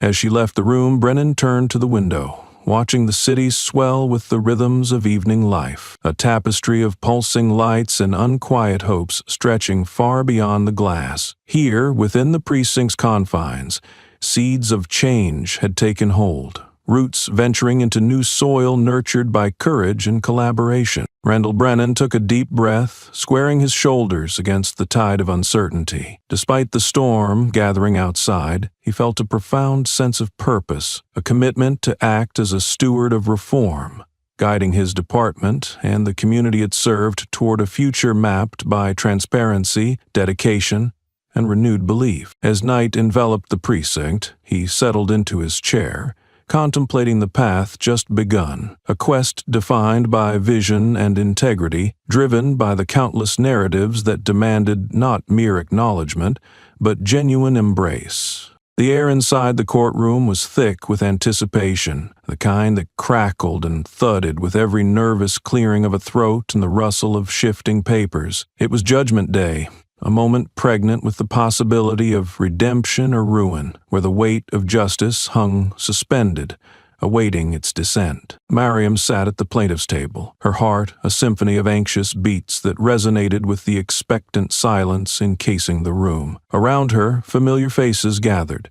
Lydia, Elder Daniels, Kaleem, all present as witnesses to the unfolding testament of her struggle. Each presence was a thread in the intricate tapestry of solidarity that had formed around Mariam, stitching together a wider community yearning for change. The defendants, those officers seated across from her, held a collective expression of stoic resignation. They had presented their defense, clinging to the procedural justifications that had defined their reality, yet the gravity of impending accountability now shadowed their features with an aged weariness. The judge, a woman of clear-eyed resolve, brought the court to order with the crisp rap of her gavel, a signal that the speculative whispers murmuring through the gallery would soon give way to clarity. Her gaze swept the room, authoritative yet fair, embodying the embodiment of the law's sober force. From the bench, the judge began, her voice calm and deliberate. "Today we stand at a crossroad where the actions of individuals intersect with the responsibilities of institutions. Justice seeks not just to address this case, but to establish a precedent that will guide future conduct and conscience." She paused, allowing her words to penetrate the collective consciousness of those assembled. The room held its breath, every soul attuned to the solemnity embedded in the unfolding moment. The evidence presented has revealed a pattern of behavior that, though justified under current policing paradigms, conflicts with the fundamental rights afforded to every citizen under our Constitution. The judge continued, her voice rising with unwavering conviction. "Therefore, this court finds the actions of the defendants in violation of both ethical conduct and statutory obligation." A collective exhale swept through the room, a wave of relief, vindication, and the echoes of hopeful murmurs from the spectators. Mariam felt the tension loosen its grip upon her chest, a warmth blossoming through the corridors of a heart long constrained by uncertainty and doubt. As a result, the judge pronounced, the court orders the defendants to be held accountable through disciplinary actions supervised by an independent commission. Furthermore, The department is mandated to implement comprehensive reformative measures, including biased conduct training, community engagement initiatives, and transparent review procedures. As the verdict rippled across the room, a tempest of emotions animated the space. Some faces lit with unrestrained joy, others frozen in shock, while a few reflected introspective acceptance. For Miriam, the ruling was a tangible victory, a recognition of her struggle and a beacon for the change she had come to symbolize. In the gallery, Lydia met her eyes, her smile radiant with the shared triumph of hope realized. The others flocked closer to Miriam, embraces exchanged wordlessly. The collective energy inside the room a tangible, pulsing testament to the triumph over adversity. The officers, now weighted by the full implications of the court's decision, bore expressions of reluctant acknowledgement. Their defense had faltered against the truth, a truth magnified by testimony and community willpower that refused to dim under institutional pressure. The judge concluded the proceedings with a resonant call for reflection. Let today mark a turning point, a reminder that justice left undone impacts us all. May this verdict pave the way for genuine reconciliation between law enforcement and the communities they serve. As the court adjourned, Miriam stood from behind the table, taking a moment to survey the assembly, a microcosm of a society teetering between accountability and aspiration. Her gaze landed on Kaleem, whose knowing nod conveyed the future yet to be realized, one shaped by collective struggle, resilience, and determined perseverance. Outside, a bright sun greeted them, bathing the steps of the courthouse in a brilliant glow that seemed to speak of transformation yet to come. Miriam emerged into this light, a heroine of circumstance turned leader by necessity, a daughter, friend, and advocate whose moment of crisis had opened dialogue for change. Her supporters and well-wishers gathered, their voices celebrating through the corridors of the city, a city now carrying the mark of her courage, woven into the canvas of civic memory. Miriam knew there was more ahead, a continuum of dialogue, reform, and vigilance. But today, she allowed herself a moment to bask in the victory. With Lydia and others by her side, she descended the steps, leaving behind another chapter in the storied journey of justice, a chapter not of conclusion, but of bold beginnings, carved into the legacy of human dignity reclaimed. In this place, amid the echoes of stories both spoken and silent, Miriam understood she was part of a broader symphony, a community composed of voices rising, demanding not just visibility, but the profound transformation she herself had become an agent of. In the weeks following the verdict, the city began to settle into a tentative peace, the edges of its collective trauma softened by the promise of reform and accountability. Yet, for Miriam, the resolution was bittersweet, a moment of public triumph, tempered by personal reflection on the irrevocable changes that had been wrought in her life. Returning home, she wandered through the familiar corridors of her apartment, each room filled with memories now shaded by the events that had catapulted her into the spotlight. Her living room, once a sanctuary, felt like a witness to whispered conversations and silent vigils held in the darkest hours of uncertainty. The phone calls of congratulations continued to come, well-wishers eager to lend encouragement, but every ring carried a shadow she could not quite dispel, the shadow of what she had lost in the process: privacy, trust, and, in quieter moments, an innocence that once allowed her to traverse the world without the weight of constant vigilance. In the kitchen, she found herself confronted by a collage of newspaper clippings, artfully arranged by Lydia, each headline a reminder of the journey undertaken, the battles fought and won. Justice for Miriam, a city's reckoning, voices of change, they proclaimed alongside images that captured the resilience etched into her expression. Yet despite their bold affirmations, Miriam felt the echoes of those phrases blur at the edges. Each headline was a chapter of a story that extended beyond her, a narrative collective in its scope but intensely personal in its sacrifice. The loss tinged her celebration with somberness. for no victory could fully return what had been taken in those moments of public exposure and violation. She missed the simplicity of anonymity, the ability to walk freely without the stares of recognition or the whispers of strangers theorizing the dimensions of her experience. Lydia found her there, gazing at the cumbersome weight of memory compiled into print. She approached quietly, her presence a balm to the turbulence churned by expectation and endurance. "Mariam, do you regret it?" Lydia asked softly, the question hesitant, yet necessary, cutting through the air with empathetic sincerity. Mariam pondered, her hand tracing the parameters of a clipping where her face stared back, defiant, yet vulnerable. "Regret? No, I don't think that's right," she replied after a pause, her voice a mosaic of contemplation. "I think I mourn what was lost along the way, the person I was before this."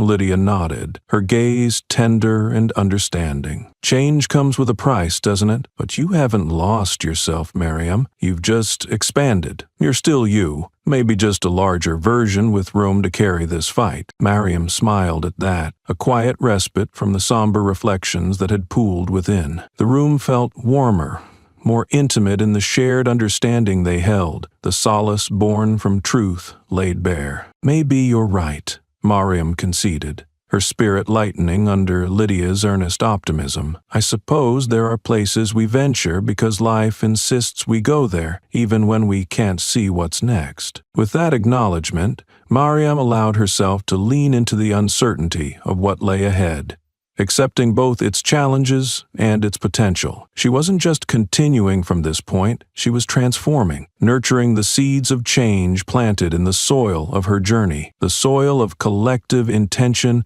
resilience, and unwavering hope. Her losses were real, stitched into the fabric of progress, but they weren't just absences.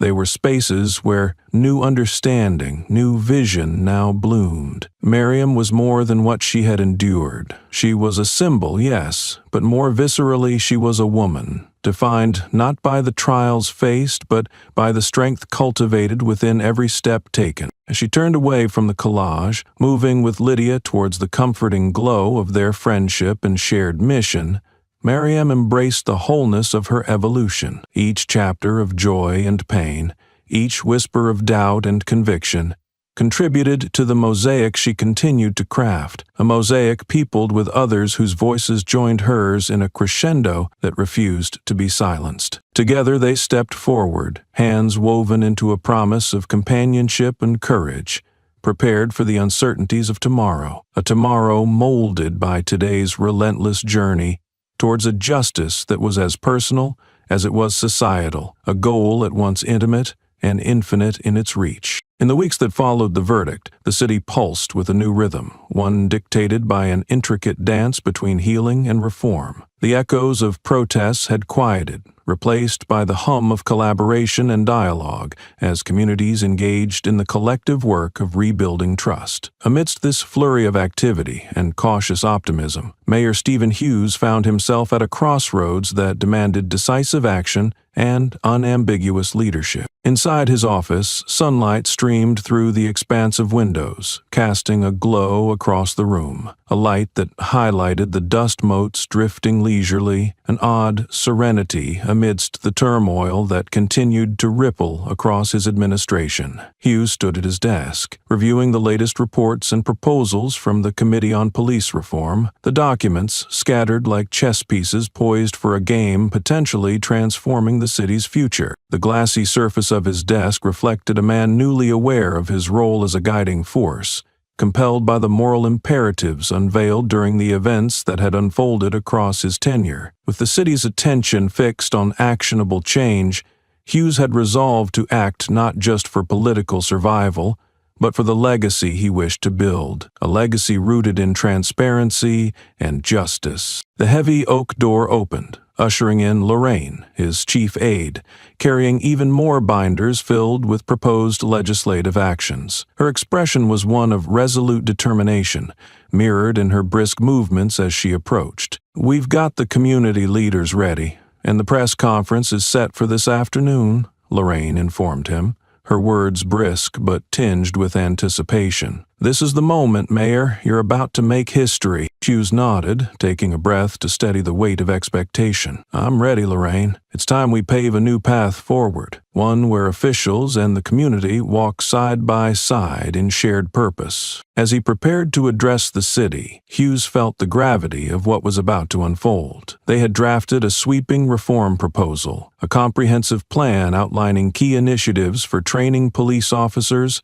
establishing civilian oversight committees, and fostering community policing programs designed to rebuild trust from the ground up. When the moment finally came, Hughes stood before the podium on the City Hall steps, the assembled press a sea of cameras and microphones ready to capture a potential turning point. Behind him, the grandeur of the building served as a reminder of both his responsibility and the resilience of the city he served. He began speaking, his voice confident yet layered with the sincerity of someone who had come to understand the depth of the city's fractures. "Today marks not just a response to the challenges we've faced, but the foundation of a future built on accountability, empathy, and collaboration," he declared, his words firm, resonating with the authenticity he had chosen to embrace. The reform proposal was unveiled in detail, covering procedures for accountability, measures for training around implicit bias, and establishing forums for ongoing dialogue between law enforcement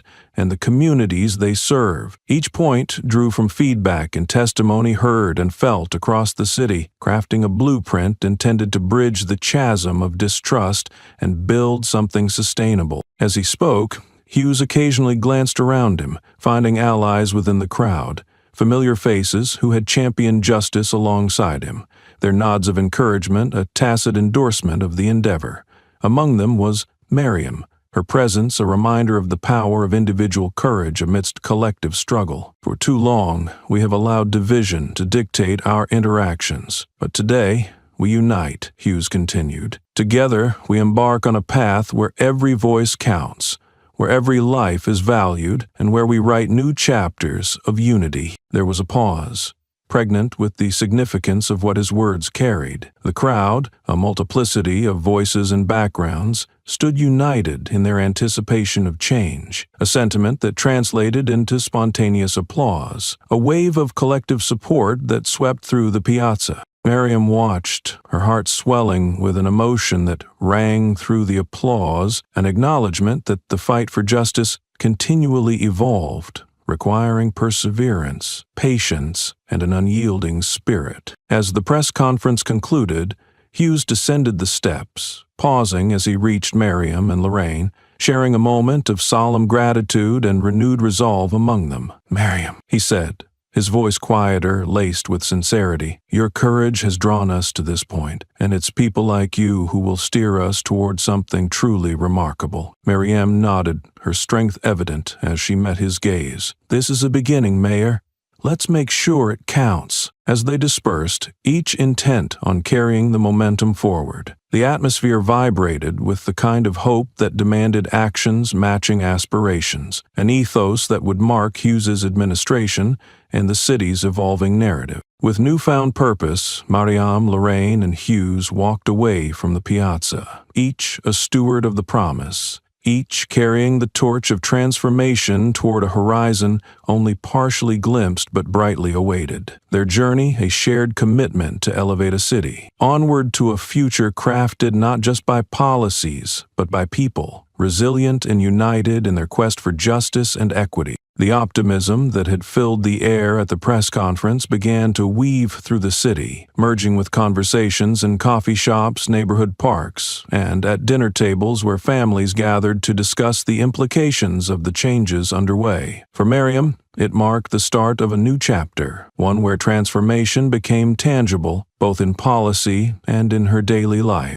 Stepping into City Hall once more, but now as an appointed advocate for community relations, Miriam felt the weight of her journey settled gently on her shoulders. It was an honor she hadn't foreseen, yet one she embraced with vigor, ready to bridge the gap between citizens and governance through the lens of her experience. The hallways were alive with activity, an amalgam of municipal workers, activists and members of the press bustling through, each propelled by the shared momentum generated from the reforms. Miriam moved purposely through the hubbub, a beacon of focused resolve amidst a sea of earnest determination. Inside the newly established Office of Community Police Liaison, she was greeted by a team that had been assembled under her guidance, a diverse group representing various facets of the city's myriad communities. Each individual brought unique expertise and stories, their collective mission to facilitate dialogue,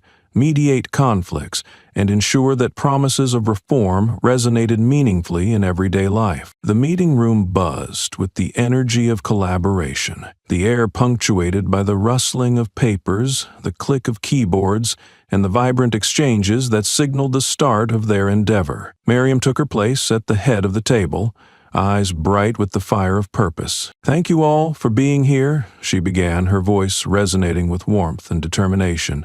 "Our role is vital, not just in implementing change, but in embodying the values of trust and accountability throughout this process." Sheila, freshly transitioned from her legal advocacy into a pivotal advisory role, nodded emphatically, her presence a comforting continuity from courtroom battles to governance transformation. Next to her, Kaleem leaned forward, his organizational acumen ready to guide grassroots engagement. "We stand at the precipice of lasting change," Kaleem concurred, his voice carrying the melody of optimism. "Our efforts must focus on listening initiatives and cultural dialogues that appreciate the richness and diversity of our neighborhoods." The room absorbed his clarity, every team member intent on nurturing the nascent relationship between citizens and law enforcement.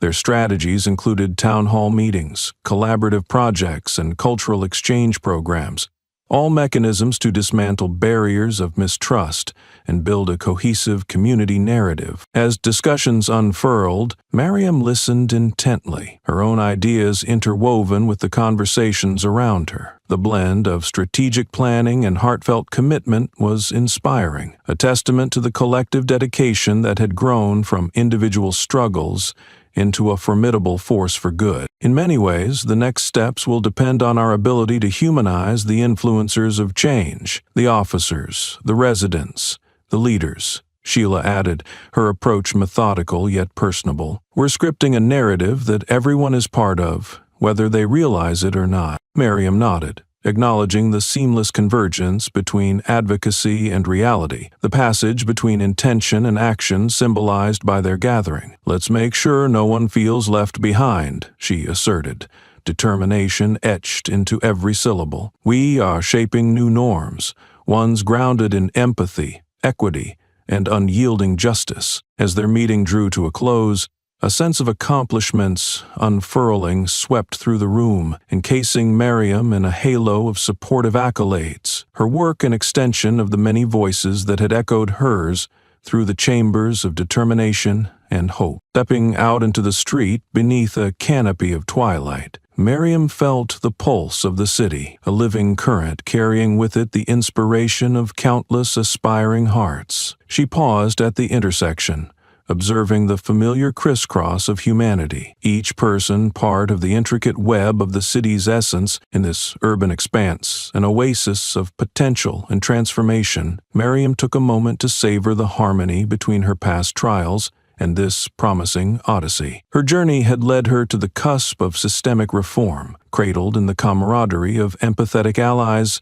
and visionary lungs, pushing forward the breath of progress. As she resumed her walk, Miriam understood that forging ahead meant more than maintaining momentum. It meant embodying the very values they sought to endorse: love, courage, and justice, while extending her arms and inviting each story into the expanding fabric of unity. Reaching the park where she and Lydia had once paused to ponder the unknown, Miriam now felt a distinct resonance, an understanding of roles yet unwritten, intersecting lives now animated by shared purpose. The world was not perfect, but the collective tide was rising, surfacing hope and resolve from beneath waves of once stagnant seas. Together, they would usher in a new chapter of resilience and renewal, as the city rose to meet the dawn of transformation, with Miriam and her community tracing its luminous edge into the promise of their shared future. The transition into advocacy brought profound changes to Miriam's life, a newfound rhythm woven with community interactions, meetings, and the unyielding resolve to steer the city towards genuine transformation. Yet, even amidst these responsibilities, she found herself carving out moments of quiet, moments where the world slowed down to allow reflection and gratitude for the journey she'd undertaken and those who had walked it with her. It was during one of these interludes, enveloped by the familiar embrace of Lydia's apartment, that curiosity drew her to the window. From there she could see the neighborhood casting off its weariness in the glowing afternoon sun, a symphony of urban life composed of chatter, resilient laughter, and the occasional bark of a distant dog. Lydia joined her, eyes bright as they took in the unfolding scene below. "You made quite an impression at the meeting," Lydia remarked, her tone suffused with quiet admiration. Miriam turned slightly, a wry smile playing on her lips. "Who knew I had a knack for politics?" she quipped, her light-heartedness shading the gravity of purpose that followed her every step. "Not just politics," Lydia countered, looping an arm companionably around Miriam's shoulders. "You've become a force for change, Miriam. Evidence that determination and vision can reshape even the most stubborn structures." Miriam felt the warmth of the compliment settle within her, but it was juxtaposed with the faint ache of memory, of past trials, and the person she once was before the mantle of duty was thrust upon her shoulders. "I never imagined things would take this turn," she admitted, her voice threaded with reminiscent wonder. "But I'm thankful for the chance to make a difference, however small." Lydia nodded, her understanding a salve to the constant pressure Miriam felt. They stood there in a companionable silence, watching as a pair of children raced down the sidewalk, their laughter carrying on the wind, a testament to resilience and hope in the smallest of pleasures. Down the street, a familiar figure caught their attention. Elder Daniels moved with deliberation, his pace unhurried, yet seasoned with the sagacity of years spent fighting quiet battles. His gaze met theirs and he raised a hand in greeting, his presence a continual reminder of the interwoven lives forming the tapestry of their community. Feeling compelled, Miriam and Lydia slipped into shoes and descended to greet him. As they approached, Elder Daniel's smile was like a beacon, casting warmth to those in its proximity. "Ladies," he called, his voice a deep, comforting timbre. "Just the ones I wanted to see." As they closed the distance, it was clear his appreciation went beyond the ordinary niceties of conversation. He gestured towards the benches marking the small park nearby, a place that had become a sanctum for those seeking solace and connection in the heart of the city. Seated beneath the dappled shade, Elder Daniels regarded them with paternal fondness, a silent testament to the enduring bonds of a community knitting itself together with every shared experience. "We've watched this city stir, but it's people like you who give it heart," he began, his words measured, a reminder of constant vigilance and growth. Miriam allowed the compliment to settle into her bones, a vital reinforcement as she navigated the unexpected yet welcomed path before her. Her gaze focused on the world around them, vibrant with possibility, teeming with lives that pulsed in syncopation and harmony. "Things are changing," Miriam acknowledged, her tone underpinned by resolve. "It's challenging and exhausting, but I feel more alive in this work than I ever imagined." Elder Daniels nodded, a sage understanding reflected in his eyes. "Change is often born of struggle and sustained by the unwavering spirit of those who don't allow their setbacks to define them. Remember, Miriam, it's the small victories that nourish the soul, even as you strive towards the larger goal."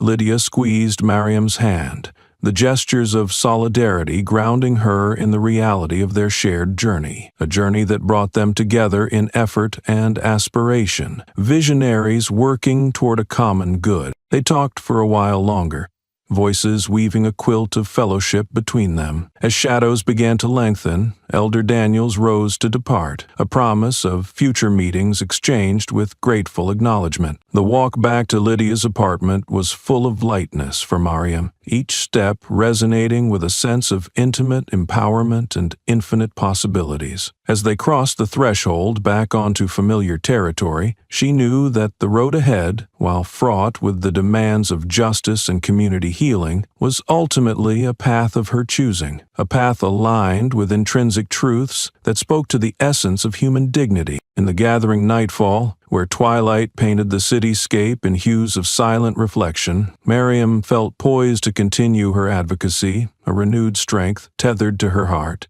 unswerving in her commitment to bind the facets of her experience into actionable change. Here, amidst the ambient hum of life continuing its choreographed dance around them, the wonder of potential was tangible.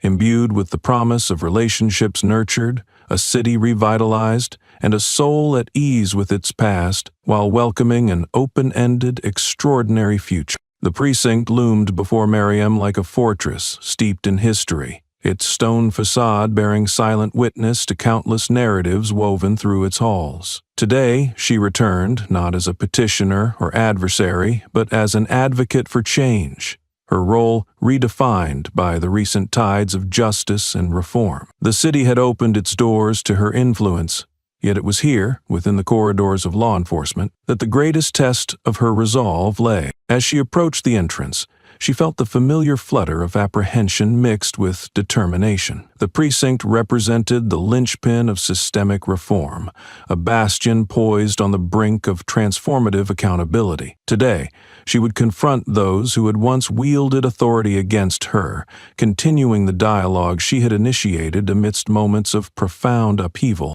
Inside, the air was cool and sterile, the linoleum floors reflecting the fluorescent lights that illuminated the orderly chaos of the precinct's daily routine. Officers moved with practiced efficiency, yet there was a subtle shift discernible in the air, a heightened awareness that had seeped into the building following the public scrutiny it had endured. Mariam was here for a meeting, a scheduled discussion with officers both old and new, intended as a platform for open exchange and collaborative planning. Yet, beneath the formal agenda, a more personal narrative awaited reconciliation, an understanding waiting delicately in the balance. As she made her way through the precinct, familiar faces emerged from the throngs, some nodding in recognition, expressions mingling surprise with respect, surprise with cautious alignment. Among them stood Lieutenant Hargrove, his demeanor composed, yet warm, a cornerstone of advancing change within these walls. "Mariam," he greeted, stepping forward with an outstretched hand that signified more than mere courtesy. It marked a bridge between past actions and future intentions. Taking his hand firmly, Mariam met his gaze with unwavering clarity. "Lieutenant, I'm here to listen, to learn, and to help build something better." He nodded, leading her toward a conference room where others had already gathered. It was a space emblematic of purpose, filled not just with chairs and government-issued furniture, but with the charged anticipation of renewed collaboration. The mix of uniforms and civilian attire converged around the table, an ensemble of stakeholders committed to weaving dialogue into the precinct's evolving ethos. As the meeting commenced, Mariam listened intently, her presence a silent testimony to the complexity of bridging divides. Officers like Terry and Jamie, whose past actions formed fault lines in the community's consciousness, now sat in positions of reflection. Their participation suggested readiness to engage, to delve into lessons hard-won, and to embrace change that required them to dance on edges rarely approached. "We're not here to dwell on the past," Mariam began once it was her turn to speak, her voice firm yet empathetic, "but to figure out how we reshape the narrative going forward. Our aim is to prevent these incidents, not just manage them better, but to make them inconceivable." Her words found resonance in the room, her sincerity a catalyst lighting the potential for collaboration. Across the table, Officer Kim leaned forward, an ally since the trial's revelations. "We need transparency, support, and training that goes beyond procedure to encompass humanity," Kim asserted, her conviction mirrored in the nods of agreement from those assembled. The discussions evolved into a symphony of intentions, strategy interwoven with narratives. the assimilation of experiences exchanged with honesty that had seemed unattainable months prior. Proposals for community engagements, revised protocols, and officer wellness programs took shape, each plan a strand in the tapestry they worked tirelessly to mend. Through it all, Miriam felt the shifting tides of understanding and responsibility drawing her closer to the people who, not long ago, had been adversaries. They too were seeking redefinition, an identity no longer constrained by the boundaries of uniform, but expanded by shared humanity. It was in this layered complexity that Miriam saw the evolution of her journey, a melding of resolution and reconciliation, an intimate acknowledgement of resilience, not just proclaimed, but shared. As the meeting drew to a close, Lieutenant Hargrove addressed the room, his gratitude clear. Today's conversation is the beginning, not the end. It marks our togetherness, a commitment to carrying this torch of clarity and justice forward. As chairs scraped across linoleum and participants rose, Miriam found herself momentarily suspended in time, a lightning bolt of realization anchoring her in place. The journey ahead was immense, the challenges far from over, yet they were poised at the pinnacle of what was possible, ready to carry this breakthrough into the heart of reform. Exiting the precinct, the day greeted her with its customary hustle, the city vibrant and unpredictable, yet home. Miriam walked down the steps much differently than she had months ago, head high, heart steady, ready to embrace the intertwining paths of her advocacy and humanity as they unfolded with each step toward a future she helped to craft. Each door opened and closed with purpose, uniting under an unwavering mission, a community and its protectors committing to travel the road paved with rebuilt trust and unrelenting justice. In their hands, Miriam's dream and their shared reality awaited not just continuation, but flourishing. The evening air was filled with warmth as the community gathered in the open courtyard, a living testament to resilience and rebirth. Strings of lights cast a gentle glow over the animated faces of neighbors and friends who had come out to celebrate progress, to honor the bond forged in the fires of shared struggle and newfound understanding. Laughter spilled like music into the night, blending with the conversational hum that vibrated with both historic echoes and the pulse of a city looking forward. This gathering was more than just a communal event. It was an affirmation of hope and determination, marking one of the many moments to come in their journey toward lasting transformation. Miriam moved through the throng of people, exchanging warm greetings and quiet words, each interaction a thread in the intricate tapestry of community her life had woven. Alongside her walked Lydia, her steadfast companion throughout the upheaval and triumph, their smiles testament to the triumph of friendship and the fulfillment of shared dreams. "Look at all this," Lydia said, her voice carrying a note of awe as they paused at the heart of the gathering, surrounded by tables laden with homemade dishes contributed by all. "It's like we've turned the page together, everyone and no one left behind." Miriam nodded, her heart full. "It's beautiful, isn't it? To see everyone come together like this. It's everything I've hoped we could achieve." Nearby, Elder Daniels shared stories beneath the spreading branches of an ancient oak, his words a balm against the uncertainties they had faced. The children gathered around him, eyes bright with wonder, as though the tales he spun painted vibrant colors across the quiet canopy of stars. As Miriam watched, a deep sense of purpose settled within her, grounded in the knowledge that the bridge they had constructed through effort and empathy was steadfast and enduring. It was a legacy unfolding in the laughter that echoed through the night. The unexpected silence marked the approach of Police Chief Brennan, who was greeted not with the apprehensive glances of yesteryear, but with nods of acknowledgement and gestures of partnership. He moved purposefully through the crowd, making his way toward Miriam and Lydia. His expression held a quiet satisfaction blended with the humility of a man who understood the weight of the steps they had taken, orchestrating the balance between reform and duty. "Miriam," Brennan greeted, his tone carrying a warmth that reflected his gratitude. "Tonight is as much the community's victory as it is yours. It's a reminder of what can be accomplished when determination leads the way." She met his gaze, her acknowledgement laced with mutual respect. "We couldn't have come this far without everyone's commitment. Your leadership was a crucial piece in all of this." Lydia added her own nod of agreement. "This is what change looks like, Chief. Each step forward, leaving footprints others can follow." Brennan surveyed the gathering, where groups mingled and voices shared supportive nods.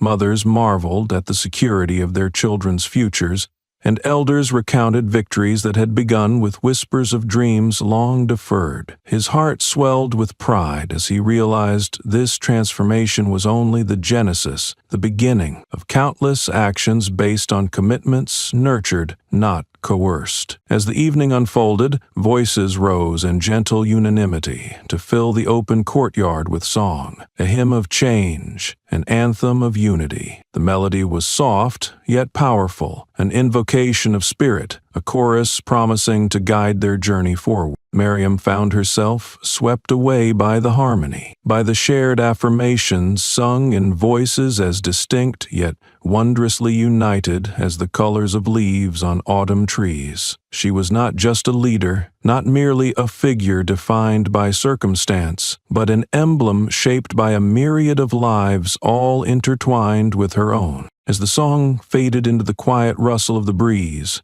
Miriam knew the work ahead remained vast and demanding, but the vibrant canvas they created together imbued her with a steadfast resolve. Tonight was a beacon marking their journey, casting light on a path yet traveled, where hope and courage lit the way. Embracing the night with open arms and a hopeful heart, she understood that regardless of challenges, they would face them collectively, each person carrying a piece of their vision toward wholeness. Her spirit uplifted by gratitude and purpose, Miriam walked among her community, a harbinger of tomorrow's promise. In this humble courtyard, under the watchful eyes of friends and the stars above, she felt whole. Every hardship transformed into possibility, every dream a tangible thread within their stolen futures, reclaimed, renewed, and undeterred. The whispered promises made amid the trials had found their voice in song, and together they would resound for years to come. As the night dimmed to embrace the calm tranquility that only a fulfilled day could bring, the echoes of laughter and music began to fade, replaced by whispered conversations and gentle goodbyes. The event had drawn to a close, but the sense of community lingered, floating on the cool night air that drifted through the courtyard like an unseen presence, holding everything together. Miriam stood apart, contemplating the kaleidoscope of faces, the warmth of shared smiles, and the bond now entrenched more deeply than before. It was in this embrace of unity, amid the waning light of celebration, that she allowed herself to truly absorb what had been achieved and what still lay ahead. The crowd dispersed gradually, leaving pockets of intimate gatherings beneath the moonlit canopy. Each departing figure left behind the imprint of their presence, a promise of continuity in the evolving tapestry of reclamation and renewal. Here, at the threshold of possibility, each step away from the courtyard echoed with resolve rather than retreat. As Miriam watched, a hand settled on her shoulder. Lydia, ever present and unwavering, stood beside her. Their shared journey weighed heavily on both, yet with each victory, the burden grew lighter, transformed into collective strength. "You did it, Miriam," Lydia said softly, her voice laced with admiration and kinship. "We've all done it. Tonight was just the beginning." Miriam nodded, her gaze fixed on the horizon where tomorrow's light would soon dawn. "This is our new reality, Lydia, woven together by everyone who dared to dream of more." Moments of silence stretched between them as they gathered their thoughts, the brilliance of what they had set in motion taking hold. The quietude surrounding them was not absence, but presence, a harmony of aspirations once thought unattainable, now within reach. "Lydia," Miriam murmured, her words enveloped by the comforting serenity. We've seen dreams rise from ashes. We turned whispers into songs, and together we'll write the next chapters in ways we couldn't have imagined. Lydia smiled, the sentiment reflected in her eyes as she grasped Miriam's hand, a tactile reminder of their unbroken partnership. "Ready for anything," she replied, her voice carrying the conviction that underlined their entire journey. Around them, the world seemed poised for transformation, awaiting their gentle yet unyielding push. In the distance, the city's skyline built a silhouette against a starry backdrop, a testament to resilience, waiting to reflect the luminous character of a community reborn. The city, brought back to life through struggle and solidarity, stood as a monument to the possibilities that awaited those with the courage to seek justice. Each person who had gathered tonight carried that light within them, promising to shepherd it forward through every storm, every triumph waiting to be unveiled. As the last stragglers departed, as echoes of their mission bound them in purpose, Miriam felt the gentle weight of her calling settle comfortably around her heart. This was her place, not as a solitary figure leading an unwieldy march, but as a vital part of something larger, more profound. "You know," Miriam began, almost a whisper against the night, "I used to wonder if anyone truly listened, if stories like mine mattered." "They matter enormously," Lydia affirmed, her grip fortifying, as if to anchor this truth in their shared belief. "We listen, because through your story, we find our own voices too." The moon climbed higher, casting its gentle glow over a city ready to face the morning with renewed vigor and spirit, fed by activism and empathy. The transformation was in their hands, a quilt of resilience, stitched with threads of courage and hope. Turning away from the courtyard's embrace, Miriam and Lydia walked back into a world they had forever altered, one footstep at a time, a world that now knew their strength, their stories, their resolve. This was not just a fade out into quiet, it was a crescendo of spirit, a testament to triumph, echoing into tomorrow. As they journeyed onward, Miriam's whispered promise carried through the night, wrapped in the resolve of human potential. Together, we'll rise. As we embrace this new dawn, how will you add your voice to this symphony of change? If you're inspired, like, share, and subscribe to keep the story alive. What part will you play in this ongoing tale of justice?